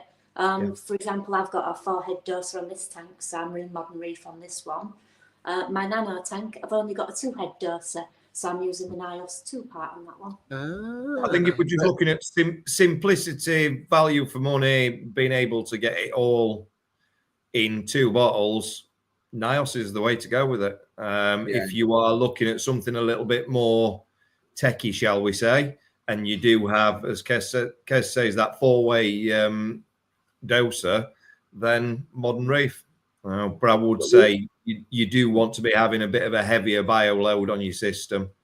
For Modern Reef, it's not going to work as well, I would say, with a low stocking of fish, because you're just going to be bottoming. Would you say, Steve, that really though Modern Reef is really geared around the SPS enthusiast in the most part, isn't it? Yeah, for the RKS, yeah, absolutely. It's made by Euro corals. They are SPS heavy. That is what it was originally made for, was for their farm. Yeah. There we go. I think you've answered it. Both of you. Very So well. I thank think you. they did really well with that. Yeah, absolutely. No need to pull the trigger, Joe. So I think, disappointing you, I'm sure.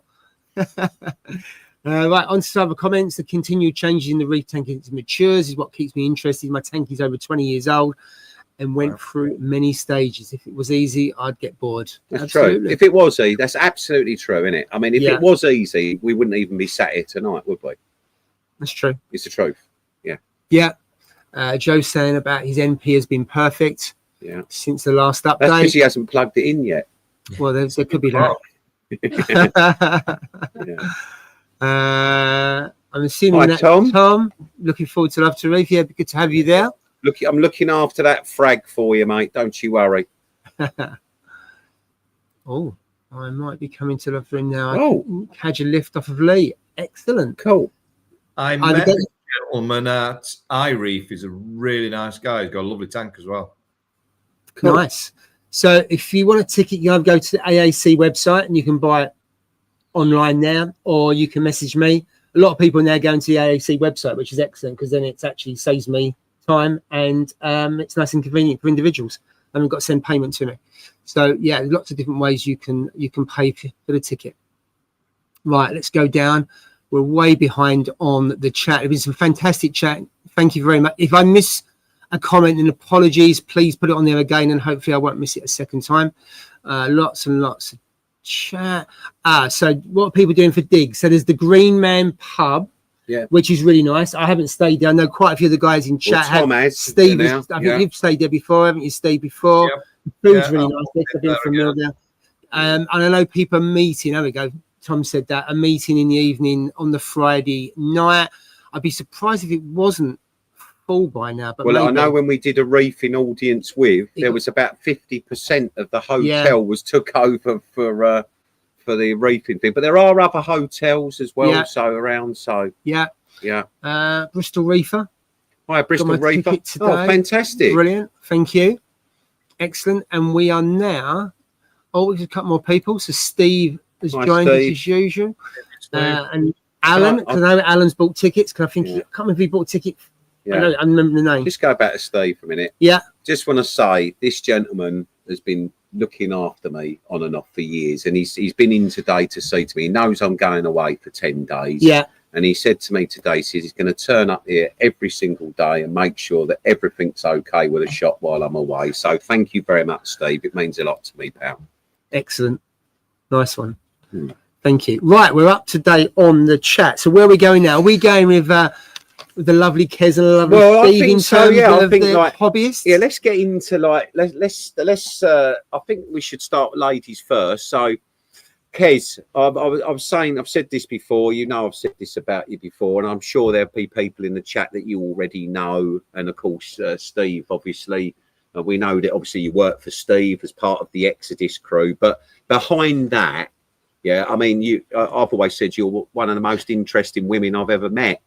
And I think that's probably because we share quite a similar passion with a few things. And one of them is birds of prey. Except you've actually really done it, and I've never have. You've pretty much. There's a nice picture here of Kez. I don't know if you want to put it up. So this is when you were really young. I don't know how old you were there. What was you there? Sort of 15, 16 or something? That was last week. 17. Last week. I was 17, and the bird was called Duchess. Duchess, yeah. She ran me. And that's a female kestrel, isn't it? Yep, that's right. Yeah. And I know someone put a funny comment in the chat, the old bow selector and Kez and all the rest of it. But that was way before that became a bit of a joke. You actually got nicknamed Kez because of this reason, didn't you? Because of the book. And some of us that are old enough in the chat will know about the book, Kez. Which is a story about someone obviously with a kestrel and what have you. But this was something to do with your father, wasn't it? Your aquatics background and your birds of prey background comes from your father. Is that right? Yeah, that's right. I inherited his craziness. And he was mad into birds of prey when I was little. So I started handling kestrels when I was about 3, something like that. And he used to take me to his local bird of prey centre every week and would watch the flying displays. And I think I was 8 when I got my first kestrel to train. Carried on after that. Then I got a sparrowhawk. I saw a picture, Kez, of you with a golden eagle earlier on. Oh, it's not. It's an orientalis steppe eagle. It was a steppe eagle, yeah? Very similar to golden eagle, yeah? Yeah, well, that one was an orientalis steppe eagle, so they're a little bit bigger than the normal ones. So they are about the same sort of size as a golden eagle. But I'd been flying bald eagles for a few years, which was incredible. But I was flying birds that had already been trained. But my ambition was to actually train an eagle of my own. And I got when I was about 23. I bought nasty imprint steppe eagle, and it'd been hand reared, but it'd been hand reared really, really badly. So it had no respect of people and no fear of people. So when I got he was the most ferocious, nasty creature you could ever imagine. And he spent every minute of his day trying to kill me and eat me. He was right. So you've had some mixed relationships with birds of prey then, yeah? Absolutely. But have you... I trained him up and I got him flying, and he was fantastic. So I ended up calling him Vlad the Impaler because he was quite a character. Yeah. And I know that one of the recent birds, unfortunately, you lost after a very, very long time was where you it was called Rebel, and this falcon, which was a very rare hybrid, couldn't fly, could it? Oh no, And it was it he could fly, but yeah. he behaved like a dog. I saw pictures of him like running around in the front room and like fetching things like a dog and that. It was trained like a dog, wasn't it? That bird of prey. Yeah, well, he was a hybrid. Again, people have been telling me for a long time that his parents were infertile, because there's a bit of a myth in the falconry community that anything that's Pellegrinoides, if you breed it with a gerfalcon, it will just be a mule. So everybody kept telling me there's absolutely no way I could breed his parents together, and it took me about 10 years to prove them wrong. So Rebel was actually a tribrid, because his dad was a gerfalcon cross Barbary falcon, and his mum was a gerfalcon cross Seker falcon. So everybody said it was completely impossible for those birds to breed, and little Rebel proved them all wrong. So Rebel was a ger Barbary Seker. Very rare. But unfortunately blind in one eye, so that's why I never flew him, because unfortunately he had no depth perception. So that's why he couldn't. I see now. Yeah, I get it. Yeah. And Steve, obviously, so Kez, there she is with her birds of prey. You, absolute reptile fanatic for a while, yeah. I used to be, yes. Yeah. And what sort of things did you have other than fish?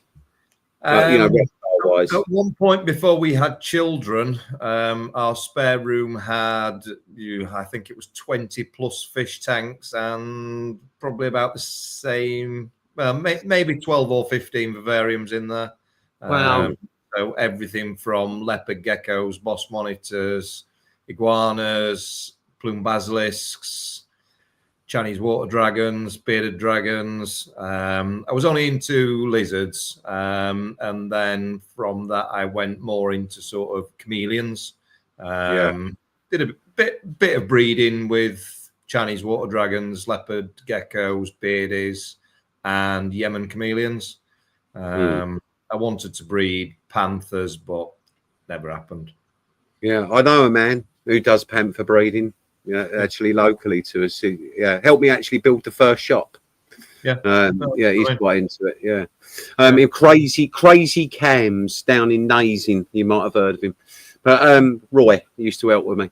But Kez, going back to you as well. So not only a bird of coral whisperer, a bird of prey whisperer, but a novelist as well. You've written quite a few books, but this blew Paul's mind earlier on. It did an author as well. Well, I've got 8 novels published, and I've just finished number 9. But I've also gone into audiobooks now as well. So I think those 8 are all on audiobooks now. So how did that start? I think what made you want to write your first book, and then how did you get it published? Well, I never had any interest in writing at all. And I think the only thing I'd ever written was a shopping list. I got a new laptop, and as you do when you get a new laptop, you mess about and you see what software you've got. And there was a novel writing template, and I thought, ooh. And I just opened it up. As you do. Yeah. Before I knew it, I had a 110,000 word novel. It took me about 6 weeks. So that was it. I wrote the first one, and then I wrote the sequel, and then I wrote another one, and it just kind of got out of hand. Yeah. And what's the books about? Sort of stories are they? What sort of to tell us what are they about? What's the general drift with your writing? I'll tell you that you'll judge me and think I'm insane. You are? You'll think I'm completely insane. I've got a very unusual imagination. But there's basically 4 comedies, 2 thrillers, and 2 supernaturals, because I like to switch genre. So I'll write a comedy, and then I'll write something serious, then a comedy, serious. Yeah. So the last book that I've just finished, I wrote backwards because I wanted a new challenge. So I started at the very last chapter, and goes forward in time. It's actually going back in time to reveal the events that started the end of the book, if that makes sense. Yeah. So the first page is the end of the book, and you read it? Yes, the first page, the end, and then it goes backwards and backwards and backwards. Wow. Yeah, it was a challenge to write it, but it does work if you read it. The format does work. It was just a So how did you get the first one published? I self-published it, which was okay. a learning curve. Learning the publishing side of things was a nightmare. But yeah, I've got my head around it all now, so it's pretty easy. And I built my own website for it. So yeah, pretty independent with it. And can people buy these books from you as well? Yeah, and they're all on Amazon. They're on Amazon. Yeah, all on Kindle, paperback or audiobook.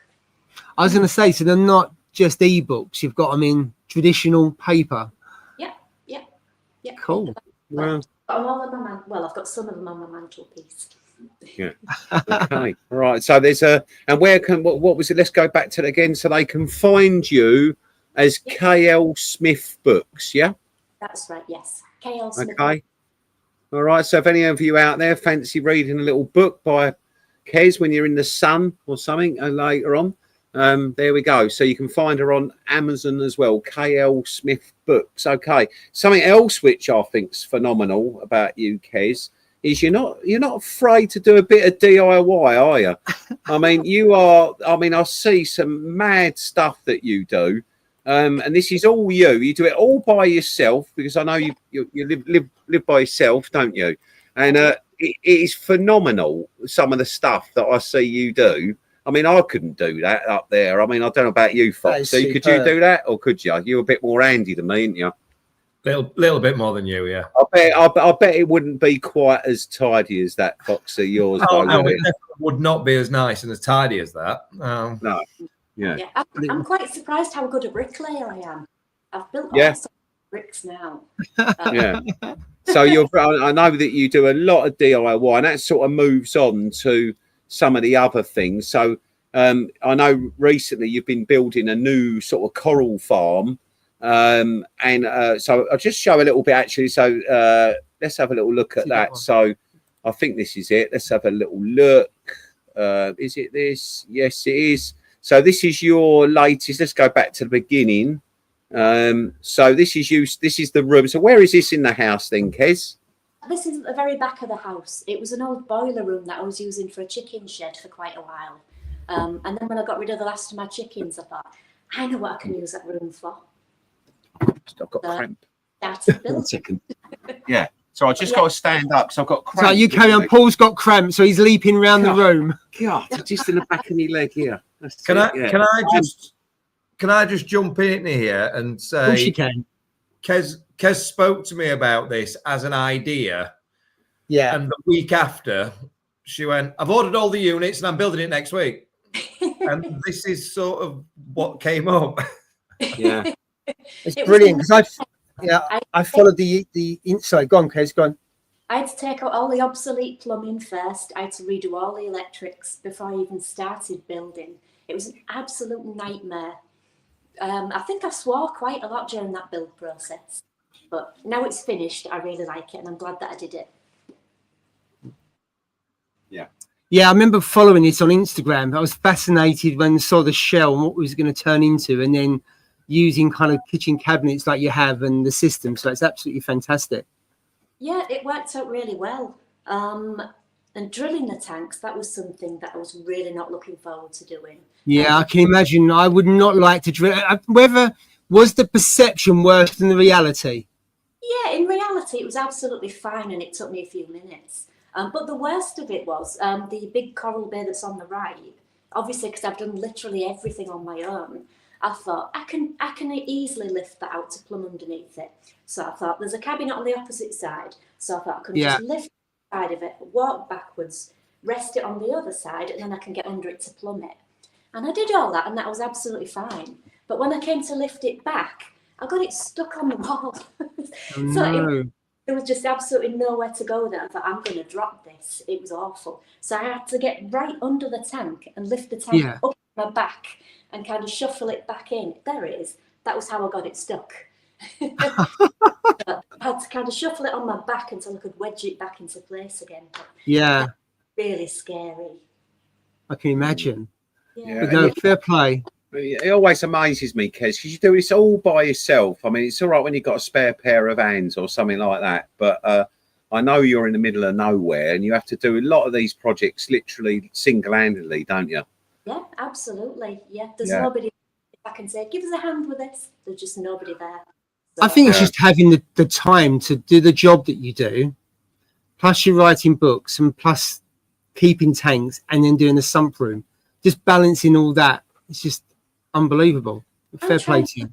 I'm trying to look at land as well. That's the biggest headache for me because I've got 2.5 acres. And that's keeping on top of that. Yeah. In fact, some of this is true, actually. I know Steve mentioned the house that you bought originally was pretty much derelict, wasn't it? It was, yeah. It was a derelict old rectory and it had a tree roof and the windows had rotted out. I had wet rot, dry rot, woodworm, every nasty thing you could imagine. Wow. Yeah. And you done it and you pretty much rebuilt it yourself. Yeah. I had Phenomenal. enough to buy the building, but I had no budget to restore it. So I moved in it as it was, with the tree in the roof and everything. And it literally was a tree growing out of the house, wasn't there? Yeah, there was an ash tree growing out of the roof. Yeah. It's a shame that I don't have any photos of that because it was absolutely trashed. Dreadful. Yeah. And when I bought it, my family actually staged an intervention. They were like, Kez has lost the plot. We've got to put Really? she's doing. Wow.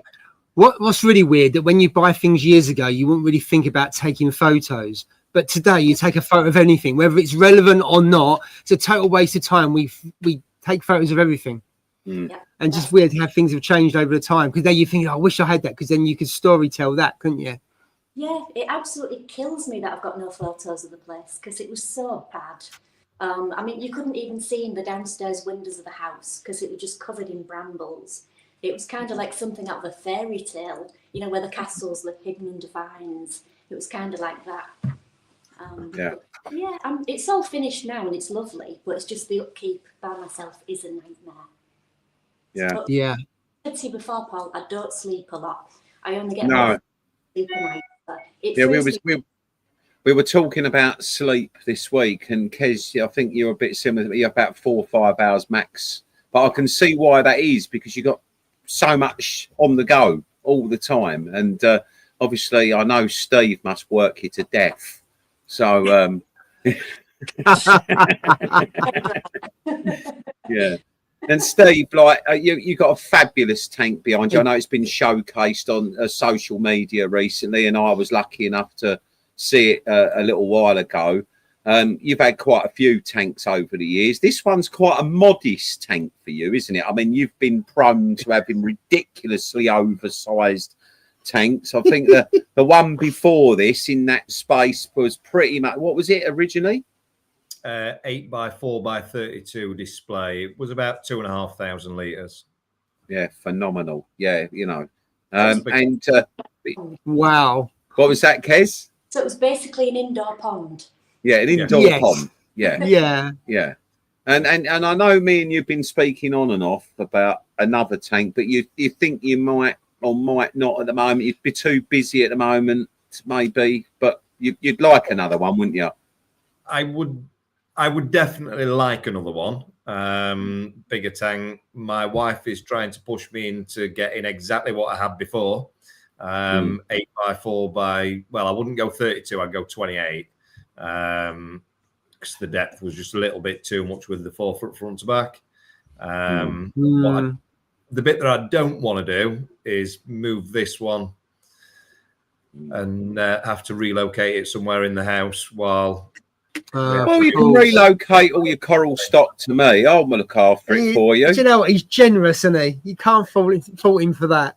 And he'll sell them back to you. Well, it's funny because if you ever get your tank up and running, Paul, I'll be able to sell you all these corals. Yeah. I'll have that. I'll have the table in Accra. I'll have that one, that one. He's got some good stuff in there because, as I said, I was lucky to see it recently, and we even went out on a little coral buying mission, me and Foxy. How's that stag on that rainbow stag doing? Really nice. It's gone. So a good spot that was, wasn't it? Good spot. It was. I didn't even see that. Green polyps and like a Barbie pink colour. It's really coming on nice. That started to throw some new branches out. I suppose we should give a shout out to Wolf Aquatics, which is where we picked that up from, isn't it? And then Yep. Steve took me to another local store of his called Mansfield Aquatics. I've heard of both which is of those. rather nice. Yeah. I quite like that as well. Which, of course, Kez, these must be on your patch, I'm guessing, these customers, are they? Yeah, they are two of my favourite stores. Yeah. Yeah, they're both good stores. I really enjoyed it because it's a bit tricky for me to go out. I still like going to shops. I mean, the trouble is when I walk into a lot of shops, they always think, "What's he here for? Is he spying? Is he doing this? Is he doing that?" But actually, no, I still have a real interest. But so when I'm abroad, I can get away with it. When I'm in the north, I can get away with it. It's a bit less so down in the south. But yeah, and I still like visiting shops. Yeah. After all the years of being on the road, visiting all the stores, I still love to get out. Yeah. Kez doesn't like me to go out, but Yeah. You're always too busy. Yeah. Oh yeah. What lights you running, chap? XR30 Pros 4 of with narrow angle lenses. Yeah.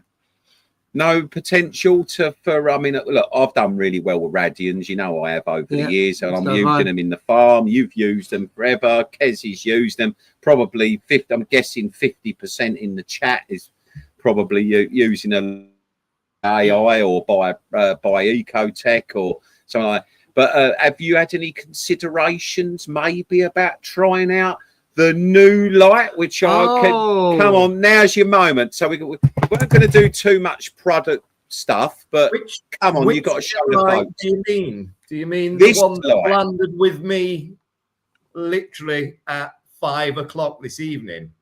That is superb. Look at that. Now that is a beast, and that's idea for that's that called again the Stratton what?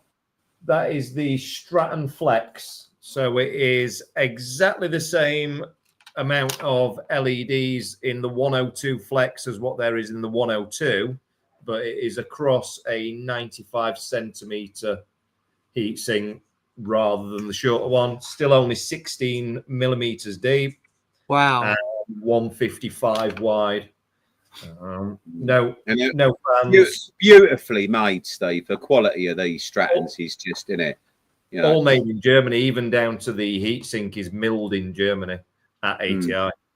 Yeah, and of course, no fans, which some people like if they're very, like that. But have you ever thought? I mean, I'm perfectly happy with my Radians, but I do like and the other thing I will say is that the software on the Ecotech I think is way better than what the Stratton provides. But in terms, the Stratton is a set and forget light in it. You set it up and that's it. You say goodbye to it. All you need to do. Which is all you need to do to keep your corals happy. But some of us like to take lots of photographs, whether they're Jaffa photographs or daylight photographs. And of course, it makes it really easy. You want to change the colour. You want to change the temperatures. And in the store, the Strattons over our coral tables probably wouldn't be my first choice because I haven't got that flexibility. But as an end user, as a hobbyist, you just plug and play at home, you know, I think that they're and that light. Actually, I asked you earlier on about pricing because obviously I'm interested as a retailer. I've got some questions here, but that's one of them about what's the RRP on that, Steve. But this is really, I thought it's good value. Spill the beans.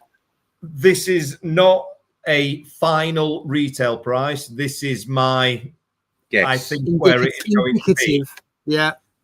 So the 102, which is this one, which is 95 centimeters long, is going to retail at around about 965. So that will do an aquarium of 90 to 120 centimeters. Which is that one for a 4-foot tank. Yeah. Yep. And then the next size up, which is the 153, will be about 1285, and that will cover a tank of, I did write it down earlier, 145 to 170. So about 5.5 feet. Yeah. The unit itself on the 153 is 1425 long. So you are literally looking at that's a 5 foot over the tank. Yeah. And you've got one light to run across it.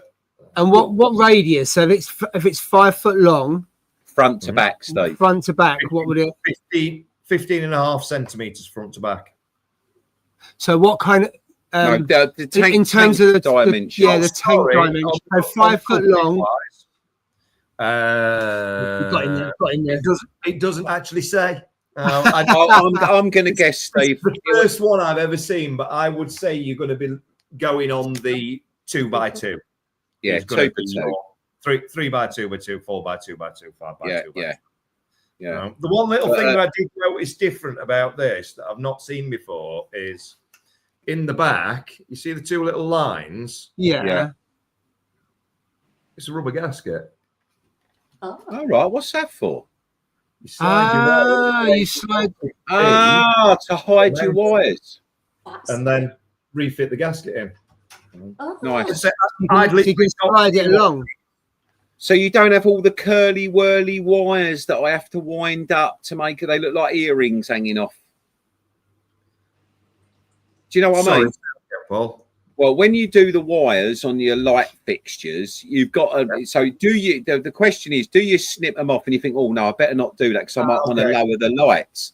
But of course, with that, you can bury the cable within the actual thing, can't you? You can slide it along and hide the extra. What it's actually for is for adjusting the Y wire. You slide it along. So depending on where you want it to sit, so you can have that come down here. You can have it right on the end. You can adjust it further, depending on where your beams are. Yeah. So your joist, so you can actually put it in the joists of the ceiling rather than rather than having it. Yeah, I get you. Yeah, I get you. Although they're not particularly, they're not heavy, are they? They're not that heavy. No, these are not that heavy. But from what I've seen so far, they look a very, very nice unit. I'm very impressed. You tempted on your own tank? You know what? Out of everything, bear in mind I've been Radion since Gen 3. Out of everything, this is the first thing that has ever tempted me. However, probably not. Would you like me to try that light out for you? Paul, only if you put them over the top of my corals. Your corals? Yeah. Well, I can give you a bit of space in the farm. They've got a negotiation going on live.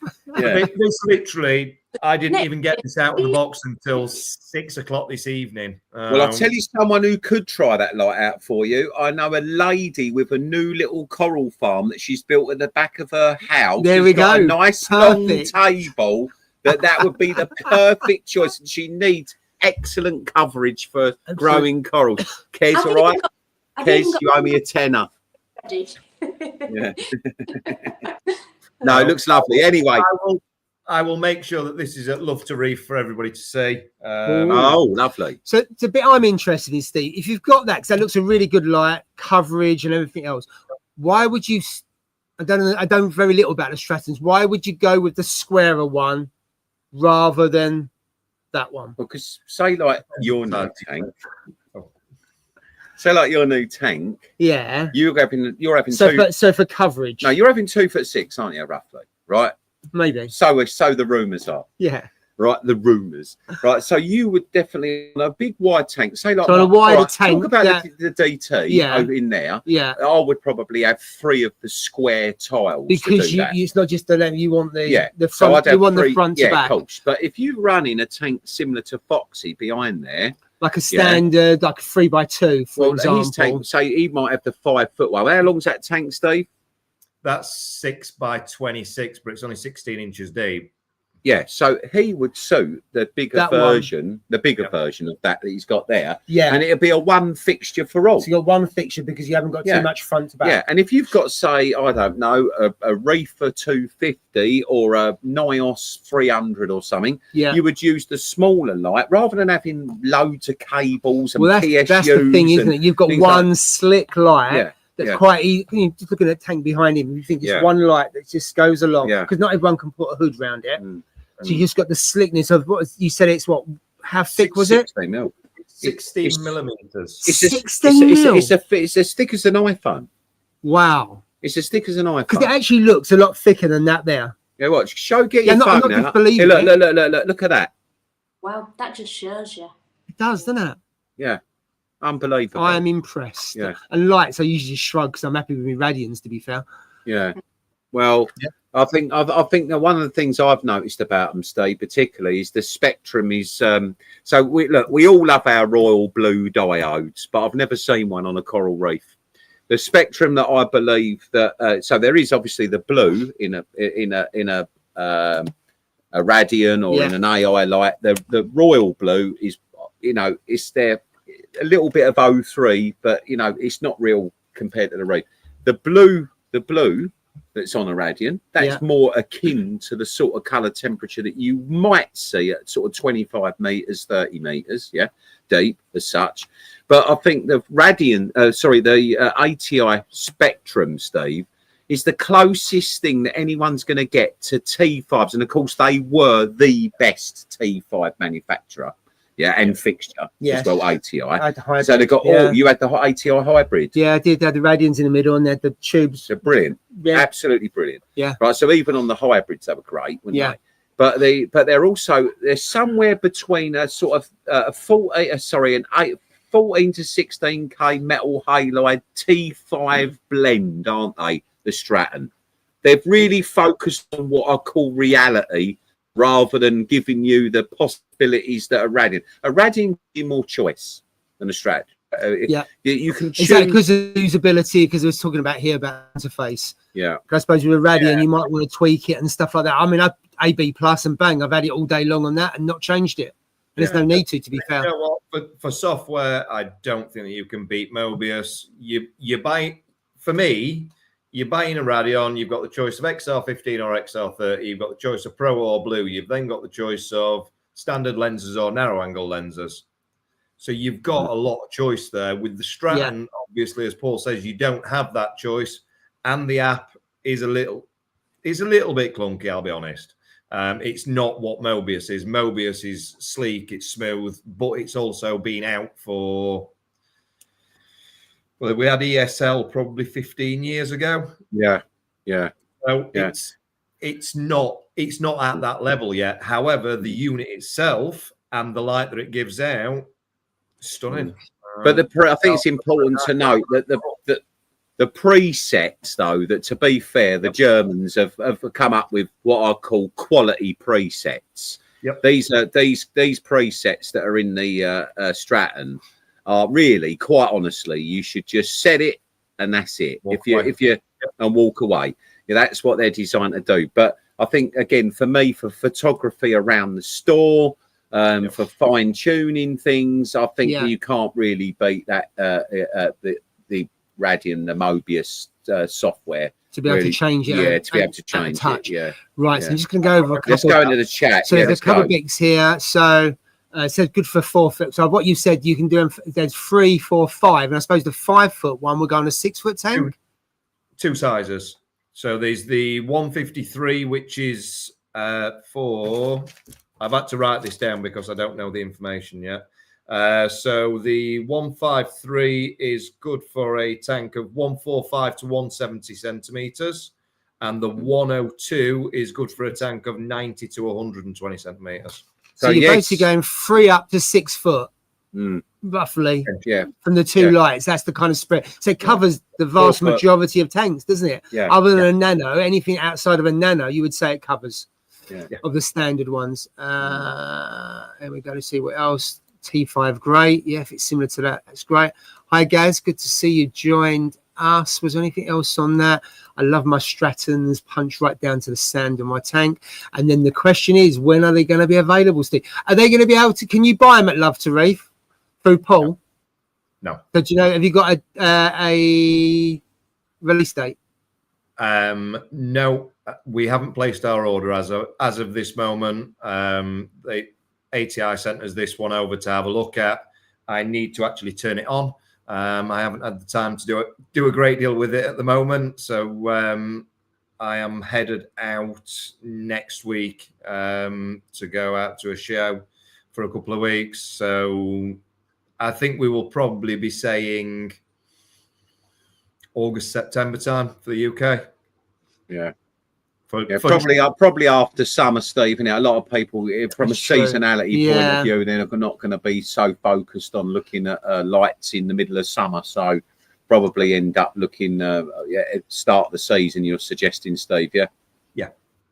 Okay. Yeah. Cool, but we can see them up close and love to reef. You can see the one. Yes. That is all that I've got. We've got one. Mm. So do you need more space to hang it over a tank? You can, because I've actually I was in. You haven't got a 6 foot tank that we could use, have you, Paul? Yeah, I've got one. I've got a 6 foot tank. No, the other Paul. No, but I'm sure I can source one. I can source one for the show because I was in a speech. I was in the hall today mapping it all out. And I was at this to see, I was going to contact you to say, do you need any more space? Now I'm going to say you need more space. You could use that light, Steve, to light the frag swap with. Yeah. Happy to do that. More space. We've got 6. Well, listen, he just said he agreed. Yes, brilliant. Yes. Okay. Yeah, we get because you have to. As long as the frag swap is near us, so obviously we can talk about it. You know what? I'm looking on my map, and guess what? Without it is, look. The frag swap is next door to Xodis. And it's on my map. Let's do it. Not that you can see that. That sounds good. Yeah, we can do that. And if you need any more, you don't need any more space with that. But I'll speak to you separately, Steve, about do you need any more space? Because I've rejigged the hall and I've created some more space. I don't know how, but I've got some more space. And if I've got any frags as well at that time, I'll bring those over and give those away as well. Well, brilliant. Are you on? I'll add you to the WhatsApp. Are you on the WhatsApp group with the frag swap? I'm not sure if you are, Steve. I don't want to swap them, mate. No, but it's giveaway as well. So there's 2 bits on there. You can either give away corals or you can swap them. So for people, I would say if people got corals to give away, I put them in the group. You can say which ones you got, and then you can we keep a list of it, and then on the day you bring them along and people take them. Well, you can just give them to me, Steve, because I haven't really got many corals. I won't know what I have until I think I'm only back for. That's fine.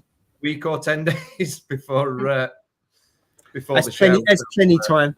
Yeah, we can sort that out, and then you can just go on there, knit closer to the time. Kez, are you coming? Love to reef. Do you think you might be able to? I saw that. Are you going to come down? I would love to, but I don't know if I can make it yet. But if I can be there, I will be there. Oh, that'd be fantastic to see you again. Yeah, it'd be good. Yeah. Yeah, I'm going to do my best anyway. Okay, cool. Brilliant. I was that I didn't get there last year. I would have loved to have been there last year. It'd be good to have you there. I'm sure Foxy will let you work for the day. Always. Or you could just come down and watch him work for a change, Kez. Does he know to do that? He might know a little bit about it. Yeah. I might need a few pointers. Yeah. But no, if I can be there, I will. But I can't swear to it yet. But if I can. Okay. Brilliant. Right, we've got 2 minutes left. Let's see if I've missed any comments. I had some great comments tonight, so thank you very much for everyone who's contributed, whether you're watching or whether you're watching and commentary, should I say, or commentating in there. So thank you very much. I suppose I better do my thing. Right, let's finish with Paul then. Oh, yeah, I suppose I better do it. Yeah, the offers. Come on, what's happening this weekend? Right. What's happening this weekend? So we start tomorrow at AAC with a sale. It's a livestock orientated, although there will be some dry goods on offer in store only this weekend. But we've got up to 28% off SPS colonies, 15% off frags, 4 or more, 25% off. These are all Barry's deals, by the way. Barry comes to me and goes, right, this is what we're doing. I go, all right. Enough. I go, all right then. I don't have a lot of say anymore. No, not really. Right, but he knows what he's doing, to be fair. We've also got a club card offer for blue-legged hermits. I've got 1,000 blue-legged hermits in at the moment, which if you've ever kept, these are proper blue legs as well, Caribbean ones. Yeah. So they're real nice for nanos particularly. They're the micro hermits, which are really, I've heard all sorts of tales with them as well. If you've got a flatworm infestation, they're said to even have a go at things like that. Yeah. Oh. What else we've got? Clams, 15% off as well. SPS colonies is up to 28% off. 4 or more LPS colonies and frags. Soft corals, 20% off, I believe, as well. So come on down, folks. It's going to be a good one. Paul? Yeah. Can you send me my 15% discount, that 15% off the clam that I've already bought? Oh, I forgot about that. Can we go backwards with it? Oh, yeah, sorry. You turned up, when was it? He came down for a clam this week. Really? I've just announced a 15% off clam. And he brought me some frags as well. Don't worry, it's your frags that are in the sow. It didn't cost me. That's why the yeah. And that's how you do it, folks. Well, look, don't worry. I'll level it out, Steve. When you're down, I'll buy you at least 1 pint. All right, and bring some more eggs down for him. Yeah, can you bring us? Giving the frags to love to race free. I will always have them for free. He can have another offer. He can offer 15% off again. Yeah. Steve Fox's. There you go. Yeah, the US ones. Yeah, we could call it Foxy's frags. Yeah. Foxy's Glacier Mints. They'll out. No problem. Yeah. Look, what was that? Let's have a little funny look. What's he said there? What's that? Watching work less and book overtime. Oh dear. Right, there we go. Matt's coming down. He's in the car tomorrow. See you tomorrow, Matt. Gaz wishes he was nearer. Come on down, Gaz. It's not that far. Tomorrow. Yeah, absolutely. Right, we are done. To a lovely couple just before we signed off. Tommy B and his wife at iReef, they drove, I think it was 5.5 or 6 hours each way from Scotland. Yeah, I spoke to them actually. They're a really nice couple, aren't they? Lovely couple. Really nice. And I'm 95% sure they're going Love to Reef. Yeah, they are. They're I'm coming sure to Love they to are. Reef. Yeah. I think so. Yeah. He's actually, I think he does watch some of these streams, but I think he might watch something. But yeah. If he's in Scotland, he should fly down. Yeah, and then we got a little Darren there. What was he say there? That's it. See you Saturday, all being well, Paul. See you Saturday, Darren. And we got that. Might be an impromptu reefers meet then again. It could be. Possibly. Yeah. And he's saying about Matty going on the Saturday. So there could be a few of them there. Yeah. Right, we are Kez, Steve, thank you very much. It's been absolutely fantastic to share your thoughts and everything on the hobby and everything. And to both of you, thank you very much for Exodus's support for Love to Reef. Absolutely superb. Absolutely. You was there when we first started with Jez talking. And that was really good. And then you've supported us every year, both in terms of presents, but also presents as well, in terms of the stuff you give away and everything else. And I know we're going to announce the giveaway over the next few days, but you've been really generous on that. There's a voucher for that someone can either win an XR15 or an MP10 or something up to the value. I think we said 400, didn't we? So an absolutely fantastic prize. Or 420. And of course, Steve, thanks very much, because of course that raffle that you helped us with, along with some other supplies for a reefing audience with. I mean, that we raised so much money for Mind for that as well. And just as we're going to sign off from here in a little minute, right? But one of the things I will say, I don't want to blow too much smoke up his arse. I've known him a long time, but one of the things about Exodus as a company. Kez, hobbyist. Yeah. Steve, hobbyist. Jez, who's not on tonight. Yeah. Hobbyist. And he may not be now because he's traveling a lot, but obviously Jez has been in the hobby a long time. Jim, hobbyist. You know, every single person I think that works at Exodus pretty much, is at some stage been an aquarist, which is really refreshing from a retailer's perspective, because what I'm starting to see nowadays is that there doesn't seem to be so many people behind the scenes that are in actual fact hobbyists. And this is what comes through with Exodus.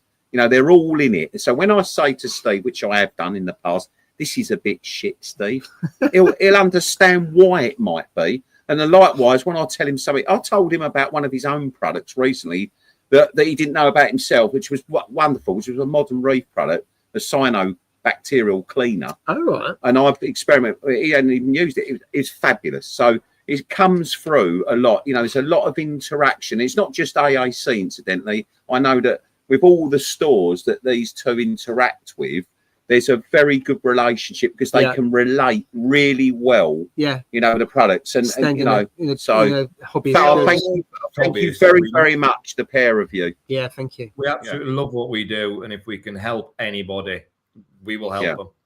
It's not absolutely. Yeah. So anyway, anyone who wants to follow the coral on Instagram and watch Kez with a board on a farm, I think that's probably worth a watch on there. And well, maybe we'll see a bit more of Steve's tank on social soon. So I think the Yorkshire Reef has done a little bit on it as well recently, isn't he? I think. Did I see something, Steve? He hasn't yet, but yes, he wants to come and do something. So, yeah, it'd be cool.